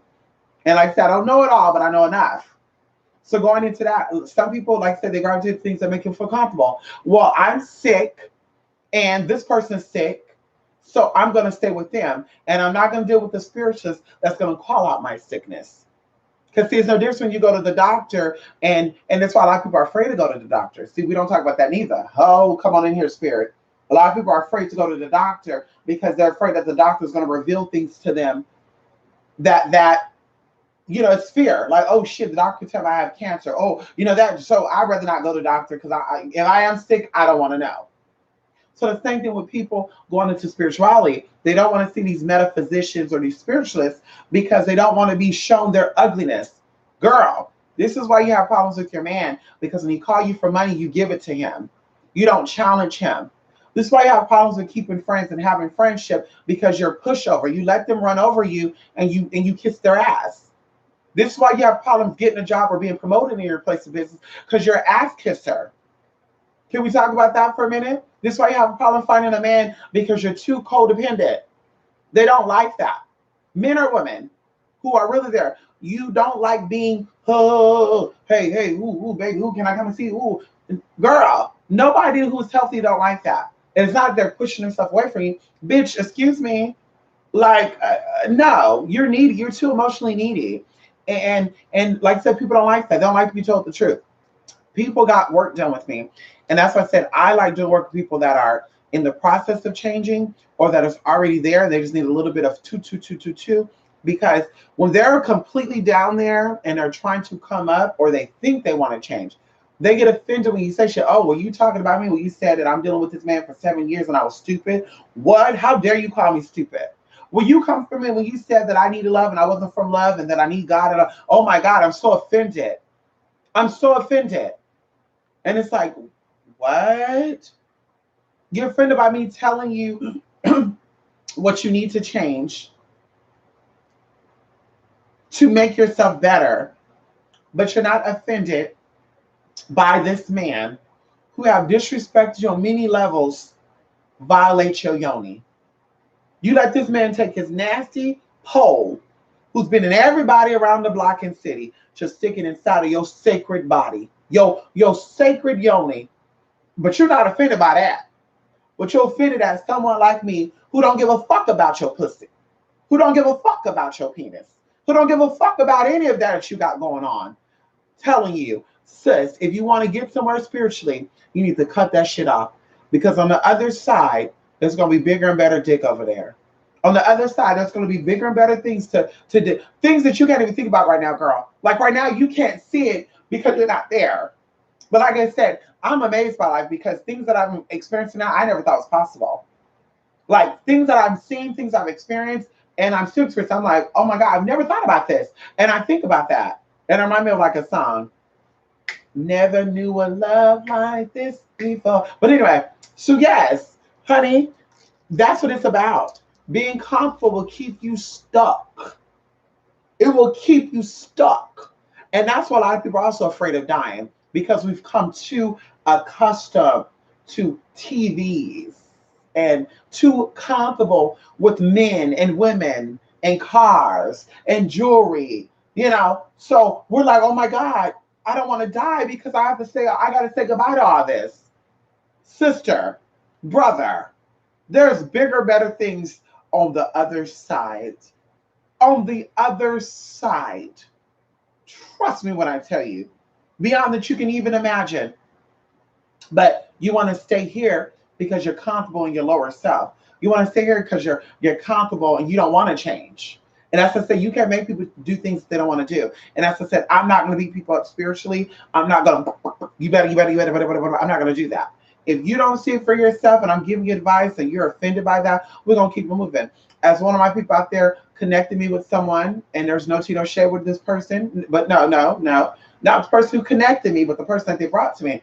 This individual has been very combative. Like, I've done readings for this person, I've done work for this person, and I think they want to take classes of mine. I'm not too sure, I can't remember. But in all the situations, I felt resistant. And I'm like, listen, sis, I'm here to help you. I'm not here to keep you in the same space that you're in. Bitch, first of all, my reputation is on the line. My ability or my ability to demonstrate what I'm capable of doing is on the line. If I just sit here and feed you your bullshit because it sounds good to you. Oh, you don't gotta worry about that. Oh, don't let it go. Oh yeah. Like, girl, I'm here to tell you this is what's stopping you from changing, girl. And then to get, well, I don't think so. And I'm older and oh, I've been knowing this person. You don't even know this person. Listen, honey. It's your life. It's your decision. But I'm telling you this right now. You've used your own guidance up to this point, okay? And you've got nowhere. You've used your own guidance up to this point. You've got nowhere. And that's why I think there's a mental illness there because common sense would say, I'm ready to try something different. If I've done my way the whole way, oh, shit. Oh, honey, come on in here. Oh, shit. Oh, oh. Oh shit! One more thing. I gotta do one more thing. I gotta do one more thing. Can we do this? Can we do this, honey? Oh shit! We're gonna do Proverbs 3, verse 1 to 6. 1 through 6. Come on in here. Wisdom bestows well-being. Oh Jesus, that's what this whole section talk about. My son, do not forget my teachings, but keep my commands in your heart, for they will prolong your life many years and bring you peace and prosperity. See, this is wisdom talking to the son, which is you too, daughters. You're a son too, honey. Mankind, it don't say womankind. They add that shit in there down the line. It says, my son, do not forget my teachings, but keep my commands in your heart, for they will prolong your life many years and bring you peace and stillness. So, Jesus. And prosperity. Because prosperity is movement. Prosperity is also connected to water. It's forever moving. That's what being prosperous is movement. Being prosperous is coming into something. Okay. Let love and faithfulness never leave you. Bind them around your neck. Write them on the tablets of your heart. And then you will win favor and a good name in the sight of God and man. Come on in here. Trust in the Lord with all your heart and lean not on your own understanding. In all your ways, submit to him, and he will make your paths straight. A little secret that I'm giving here before I get into readings, honey, I asked for the spirit of wisdom to come on in here. Oh, shit, you're not ready for that. I asked for the spirit of wisdom. Come on in here, Mama Wisdom. Let me see things that my blind flesh cannot see. Show me the unknown. Connect me to what is above and beyond my own comprehension, because it is you that guides me down a straight path. Hallelujah. Come on in here. So when you're coming to me for a reading, I'm not giving you insight because I just, oh, it sounds good. Oh, yeah. I'm really seeing something for you. And I tell people this. People have come to me Lots of times, oh, this spiritual said that I think I need to do some casework on protection. The spiritual said that my son is demonically possessed, or I think I think I'm doing a ritual or something because somebody said that there's hexes being put on me. And then when I do the reading, I'm like, I'm not seeing that, boo boo. I'm seeing that you're fucking people you should be fucking with. Oh, what? Well, I wonder how you're saying that, but they didn't say that. Well, maybe they said that because they wanted money from you. Maybe I'm saying this that you need to work on yourself and do work on yourself, and you'll see a difference because that's really what I want you to do.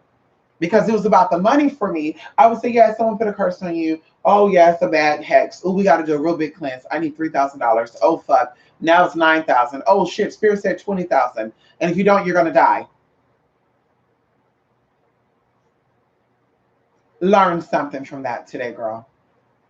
Don't lean on your own judgment, bitch. You will always be mistaken. And that's what's wrong with people. They want to, well, yeah, we get, bitch, you tried your own thing for a long time and it got you nowhere.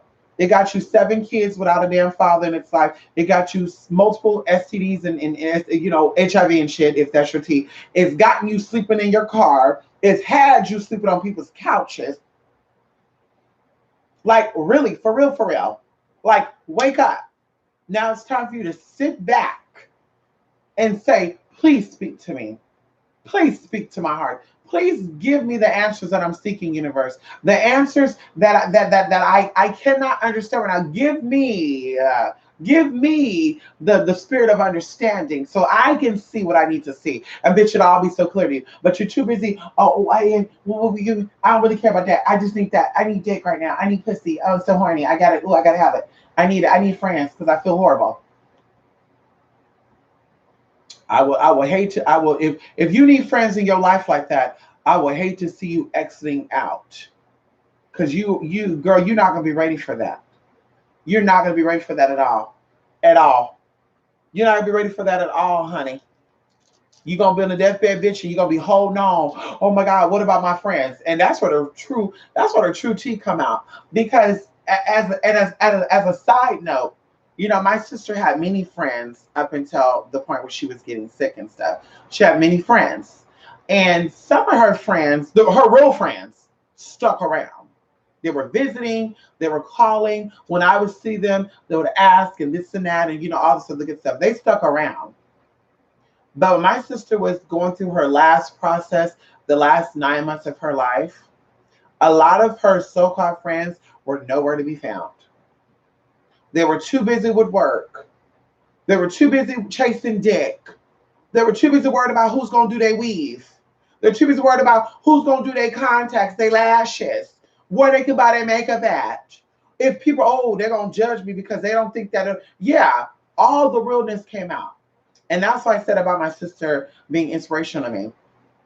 My sister being inspirational and understanding the process and educating herself and seeing. And, even going into, her witnessing a lot of people before her death. I lost a cousin. My brother lost a best friend. Actually, 2 best friends, like the last 3 years of my sister's life. So, and the cousin that we lost was my sister's favorite cousin. So I think she had to witness that to prepare herself mentally for the process that was her calling. And even like I said, going into the last, weeks and months of her life, she knew. And young, but she knew the process. So really something to think about.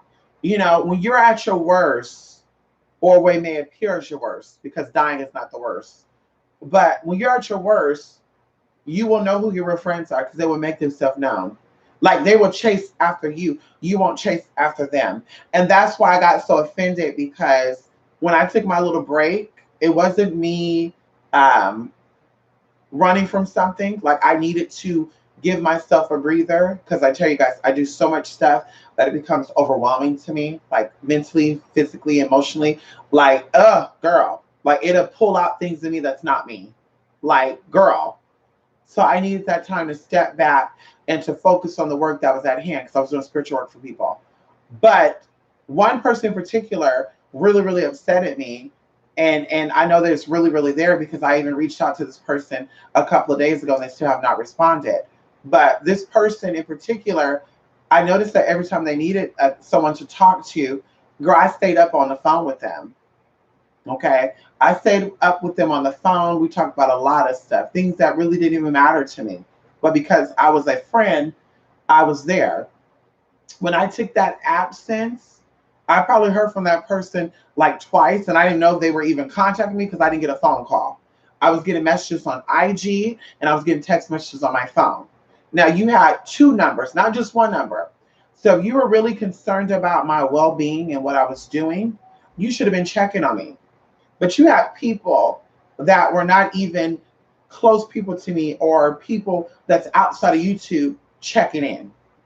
Oh, hey, what you been up to? Oh, you've been on my mind. Ooh. And that blew me away. And I said, see this right here? This is a change taking place. This is a transformation. Because this year, going to 2020, I'm making changes. And that person cannot be a part of that change. Not just that person, but there's a few people that cannot be a part of that change. So I needed to see this. I needed to step back and I needed to see, even though people were telling me that person is using you, they're an energetic vampire, this and that. I needed to really see it for myself. And now that I've seen it, I said, wow, that's so crazy. And as I said, to even too, going into a transgender person that hit me up, and I'm going to even speak about this too, because this is what come up recently. A transgender person who reached out to me. I've not heard from this person in almost about, I'll say in about, yeah, I'll say in about 9 months. Yeah, 9 months. Mysteriously, I get an email from this person, and it appeared as if they wanted to buy products from me or items from me. And I give them the information that they need. And then it went from that to, you know, basically give me free advice. And I'm like, I have no problem with giving gems to people who are really going to see them as that and they're going to gain something from it. But I have a big problem when people only want guidance when they want it, when they want to use you. Like they only want to hear from you when they want to use you because probably you're the last option. And I have a big problem with that. And like I said, that's why I don't really care for people. If it's business, you got to pay for that. I don't care. But privately, I'm not a fan of getting to know people because a lot of people like to use me. And that's been the story of my whole life because I've always been in good situations. I've always been put into places. And like I said, even going into my area of me starving, me not having money, I was trying to help out a friend. You know what I mean? Let's talk about it. I was trying to help a friend get out of the situation and it pulled my ass down. So my ass was hungry and without electricity and all that shit. But before that, bitch, I was dating a millionaire. Bitch, I had shit. If I wanted that, I could have got it. But like I said, me helping people has always put me in some type of situation. And that's why I'm limited to that when it comes to for free. When it comes to paid, bitch, girl, you paid your tea, bitch, I got something out of it, bitch, we're good. But like I said, I just find it very, very crazy that people reach out to you when they need something. When they need it, it's hey, ooh, what do you think about this? And can you give me this? And da da da da. Or what do you think about this? And I need this. But it's like, okay, so where are you at any other day? Where are you at commenting? Where are you at texting? Where are you at, mentioning anything outside of when you need me? Because I'm very, very wise. And I look at that. Like, okay, you were not checking in on me when you were not needing me, but now you need me, you want something. And this also ties into spiritual practices, why the two individuals I'm speaking about right now spiritually are going through things and why they have the spirit of confusion right in their ass. Because if you're dealing with me like that, you're also dealing with the spirits around you like that. So you're also going to God or the saints or the Orishas when you need something and only when you need something. You're not giving those Shuna offerings just because. You're not giving thanks to Kali Ma just because. You're not going out there and buying, spending $20 on this and that just because that's what you do. You're only, oh, I need money. Let me do an offering to a Shun. Oh, I need this. And that's exactly why these spirits are running laps around your ass. This is why you're having problems with your health. This is why you're having problems with your man. You're having problems with your friends. You're having problems with legal matters. This is why. Because you cannot use and abuse spirits. And if you continue to do so, you will end up like a lot of these other people saying that they're comfortable living in a car I could have a mansion, but I'm in a car. No, bitch, keep it real. You fucked over some spirits. You were only trying to deal with them when you needed something. You wasn't putting offerings out for Ganesh because he's Ganesh. You wasn't putting offerings out to Lakshmi because she's Lakshmi. You were doing it because, oh, I need this, I need that. Who I offer to, who I write to. And they're watching your ass. They're keeping account of that. And then you're looking stupid and saying, well, poor old me. No, it's not poor old you. Because you're not learning anything. Oh, poor old me. Oh, this happened. Yeah, but you're not paying attention. You're getting guidance. These spirits are coming in and teaching you something, and you're not paying attention in class. Life is a school, and your experiences are lessons, and you're not paying attention, sis. And then when you get these tests, because we all have trials and tribulations. Come on in here. When these tests come up, you fail them because you weren't paying attention to the lessons. You didn't learn from your friend who backstabbed you and you let her move into your house. Oh, well, God created me to be nice. Okay. You can be nice from a distance. Bitch, me helping you is me giving you tools that you need to get there. Me help you don't mean that I got to spend my money to help you. Just because, I don't got to give you money to help you. I don't have to spend time with you to help you. Oh, can you pay my bill? I don't have to do that just because we're friends. I can give you words of wisdom, bitch. That's the same thing because you're going to carry that with you forever. Money is spendable, it's usable, bitch, and it could be gone. But wisdom, knowledge, and experience, which will always be there. And that's what it comes down to. So like I said, when you go through shit, people will show you who they truly are. And that's how you know who's meant to be there. They're not just there with you when times are happy. And I know she's successful. And I know she's coming into money. And I know she got some money. And I can sit on the phone and get some of that too. Girl, bye. It's not happening over here. And like I said, I noticed how they get down. Oprah, that's why they don't fuck with certain type of people. It's not that they think they're better than people. They just know that, bitch, you cannot have a wealthy mindset dealing with impoverished mindset of people. You can't have that. You can't be healed and deal with sick people on a personal level. You can't do it. If you want for bitch, you gotta want it too. Are you ready or you not ready? You still focus on what they doing, bitch, and not yourself. You still focus on white people and gay people and shit, and it's why you're not winning. And I can't do it. I can't be there with you, girl, because that's not my storyline. And like I said, a lot of people do that. They'll sit on my phone as if I don't have a white grandmother. You're not ready for that. They'll sit up on the phone as if I don't got a white grandmother and talk about white people. They'll sit up on my phone as if I don't got Latin blood in me, bitch, because they probably don't believe that. And talk about Hispanic people. Like, excuse me, bitch. Sit up on my phone, talk about Asians and Arabs and Jewish as if I never had that dick. Girl, bye. You could do that, but you're not going to sit up on my phone and talk about those people. Because those exact same people that you reading down and cussing out gave me my motherfucking knowledge. They gave me my motherfucking motivation. They gave me my motherfucking insight. But you too caught up in that, oh, I got to be with people that look like me. And what has it gotten you?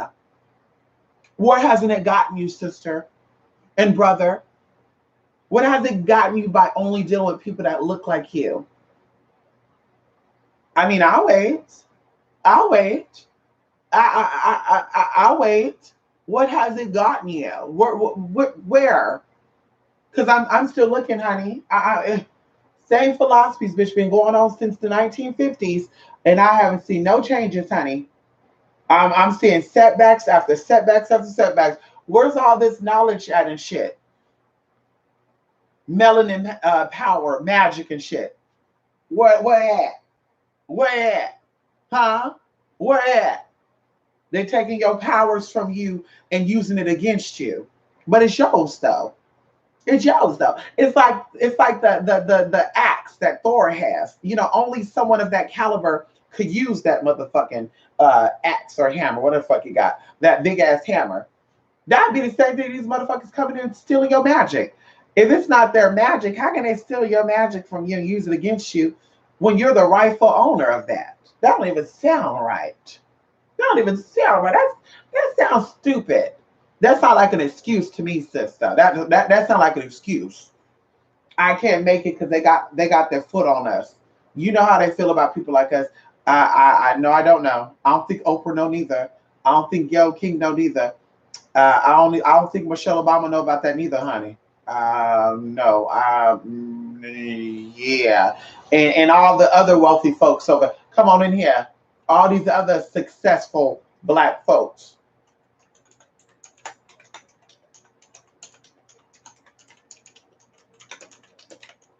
Come on in here. Come on in here. See, when you surround yourself with sickness, you stay sick. Oh, shit. Oh, shit. Oh, come on in here. When you surround yourself with sickness, you stay sick. When you surround yourself with healing, you start recognizing what's making you sick and you start to change that. Okay, so let's get up in here. Can we get up in here for a minute? Can we get up in here for a minute, honey? I'm ready. I'm ready, honey. Oprah Winfrey is very successful. She said, no lazy bums around me. She said, no lazy bums. I don't need it. She owns magazines, TV networks. She's CEO of a network, a huge network, honey. She on her own TV show and all the good stuff. Come on in here. You're not ready for that? The next person is Damon John. Come on in here, Damon John. Oh, sexy ass. I'll get some of that. I'm not saying I'll get, I'm fantasizing. I want some of that. Damon. Damon is a multimillionaire, marketing mogul, and ABC Shark Tank investor. Oh, shit. Y'all not ready for that. He launched his own clothing line, FUBU, in 1989. Oh, shit. Oh, shit. He had to close the 3 businesses as he learned the ropes of entrepreneurship. He also worked at Red Lobster during FUBU's first 6 years. Oh, y'all not ready for that. Y'all not ready for that, honey. You also have Michael Jordan. Oh, shit. Come on in here. Where he at? Nobody heard of him, honey. Where he at, honey? Oh, Nike Air Jordan line. Jordan brand was named after him, honey. It's a billion-dollar business, and it is coveted, or it's known for its coveted sneakers. Jordan has also earned several brand partnership and endorsement deals throughout his career, serving as a spokesperson for Coca-Cola, Chevrolet, Gatorade, McDonald's, and more. Additionally, he's the majority owner of the Charlotte Hornets basketball team and the minority owner of the Miami Marlins baseball team. Come on in here, nigga. We love a successful nigga. You have Robert L. Johnson and you have Sheila Johnson. Now with Sheila, y'all might say, well, she's not really black. You know, she appeared to be a mulatta. You know, she's something else, honey. She's not black. Well, they sold BET to Viacom for $2.9 billion in 2001. Oh, shit. Oh, shit, honey. Robert and Sheila have achieved various other entrepreneurial milestones. 2003, Johnson became the first African American to be the majority owner of a professional sports team, the Charlotte Bobcats NBA basketball team. Why y'all going to Charlotte, honey? Meanwhile, Sheila was the first African American woman to be a part owner of 3 professional sports teams: the Mystics, come on in here, the Wizards, and the motherfucking Capitals. Now we talking, bitch. Who you doing? Come on in here. Okay, let's give it out. You got Janice Bryant Howard. I love that. She German. She got some German stuff up in her. That's the German last name, honey. Okay, she is the founder and CEO of Act One Group, an employment agency and consultancy. Is the first African American woman to operate a company that brings in upwards of $1 billion in annually revenue. Come on in here. She moved to LA from her hometown, Tarboro, North Carolina, and she only had $900 to her name, according to Los Angeles Times. Okay. 2 years later, she founded Act One despite not even owning a damn fax machine. She made a wool out of way. See, y'all, okay. Sean Diddy motherfucking Combs. I don't care how gay y'all think he is. This man is a successful black man. He black. He black. He's a black man. He's black. Okay. He's known for winning his album, winning a Grammy for No Way Out. But he also, okay, but entrepreneurship preceded his recording fame. After working his way up in executive role at an Uptown Records, he later launched his own record label, Bad Boy Entertainment, and signed major acts such as Notorious B.I.G. Sean Combs also founded Sean John. In 98 and 2004, he won the Council of Fashion Designers of America Award for Menswear Designer of the Year. In 2014, he launched Revolt, a cable music network Girl, bye. Y'all can't handle that. Do your research. What they do, they suck all these white men to get there. This hey. Some of y'all been sucking all these white men too and ain't got shit to show for it. Some of y'all been sucking all these black men too and ain't got nothing to show for it. I'm just saying. Jay-Z and Beyonce, hey, Sean Carter and Beyonce, hey. Yes, honey. They run a number of companies. Okay. First of all, okay, the now defunct Rockefeller record in 1995 is what he owned. He also co-created the urban apparel line Caroccaware.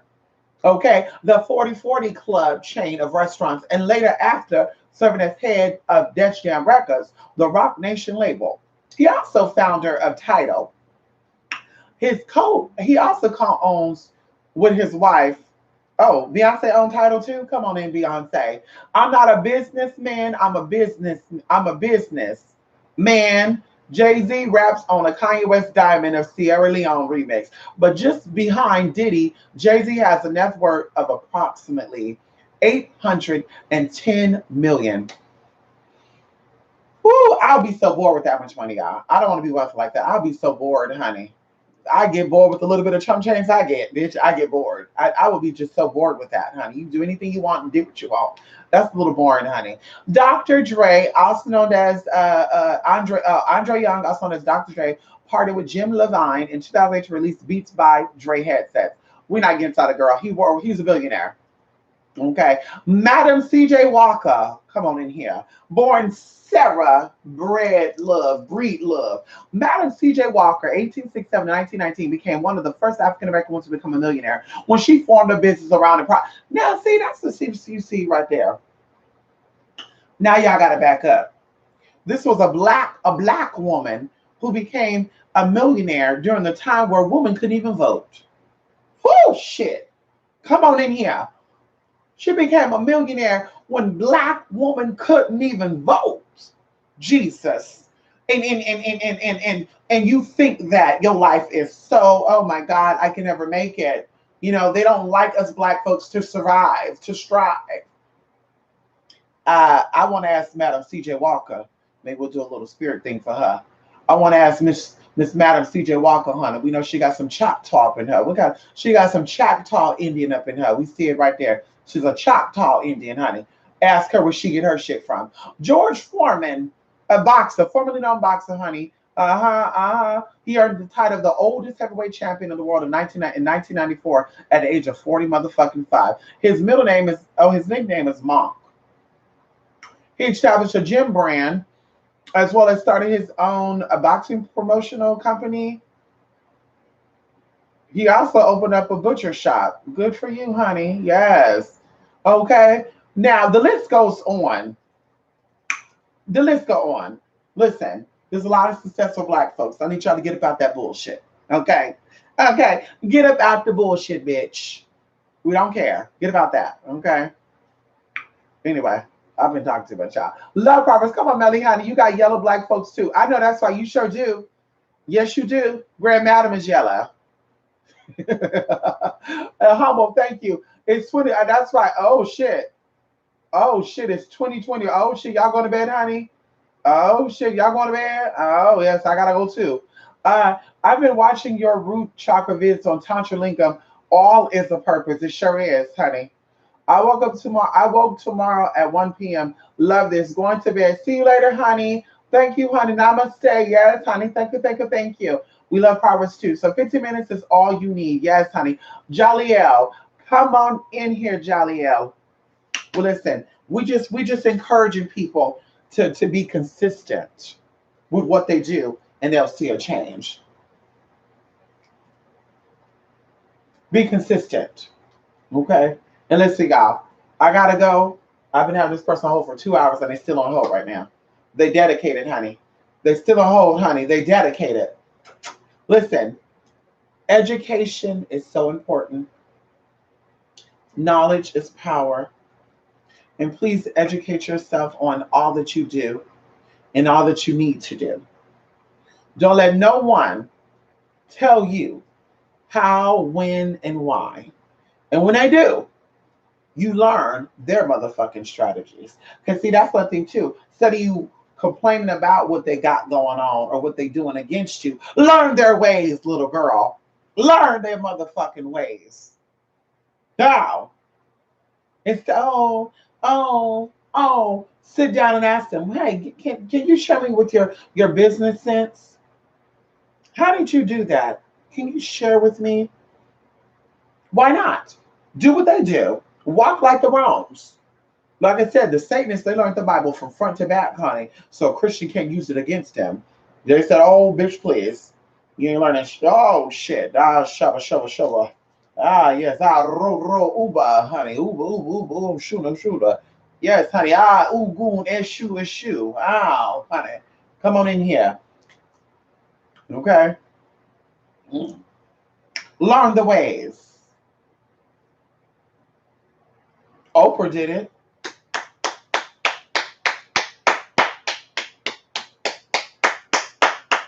And I gotta say, Oprah, she came from good old Mississippi in a trailer park, a shack, made a way for herself, and now look where she at. Won't he do it? Huh? Huh? Huh? Hello? Won't he do it? Bitch. Anywho, 28spirit8mystic8@gmail.com, 28spirit8mystic.blogspot.com. Oh God, y'all, I've been here for so long. But listen, y'all know me. Once I'm going, honey. Once I go, I go. So now he gonna do it again. You ready? So listen, y'all. Love and light. We see my baby. Yeah, could y'all believe that Anubis is 7 years old? Could y'all believe my baby is 7 years old, y'all? He's 7 years old. And he still look like a little baby. Yes, he's still like a little baby. Look at him. Mm-hmm.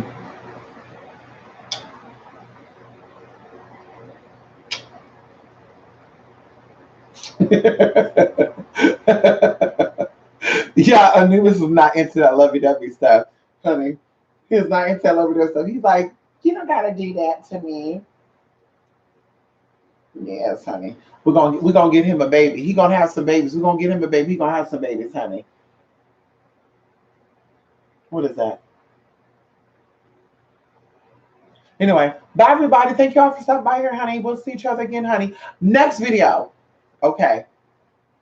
Next video, y'all. Next video, we will do something. I told y'all I bought the stuff. I got everything ready. I got my microphone and everything. Next video, we're gonna be doing a video on what I want to do a video on.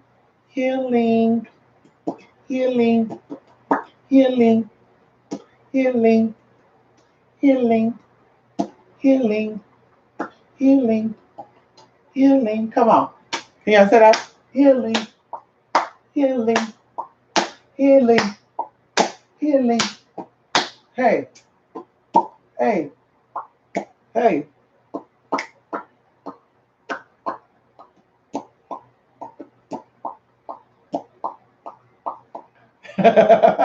Bye, everybody. Mwah, mwah, mwah. Yes, honey. Bye, everybody. Love and lines. Yes, honey.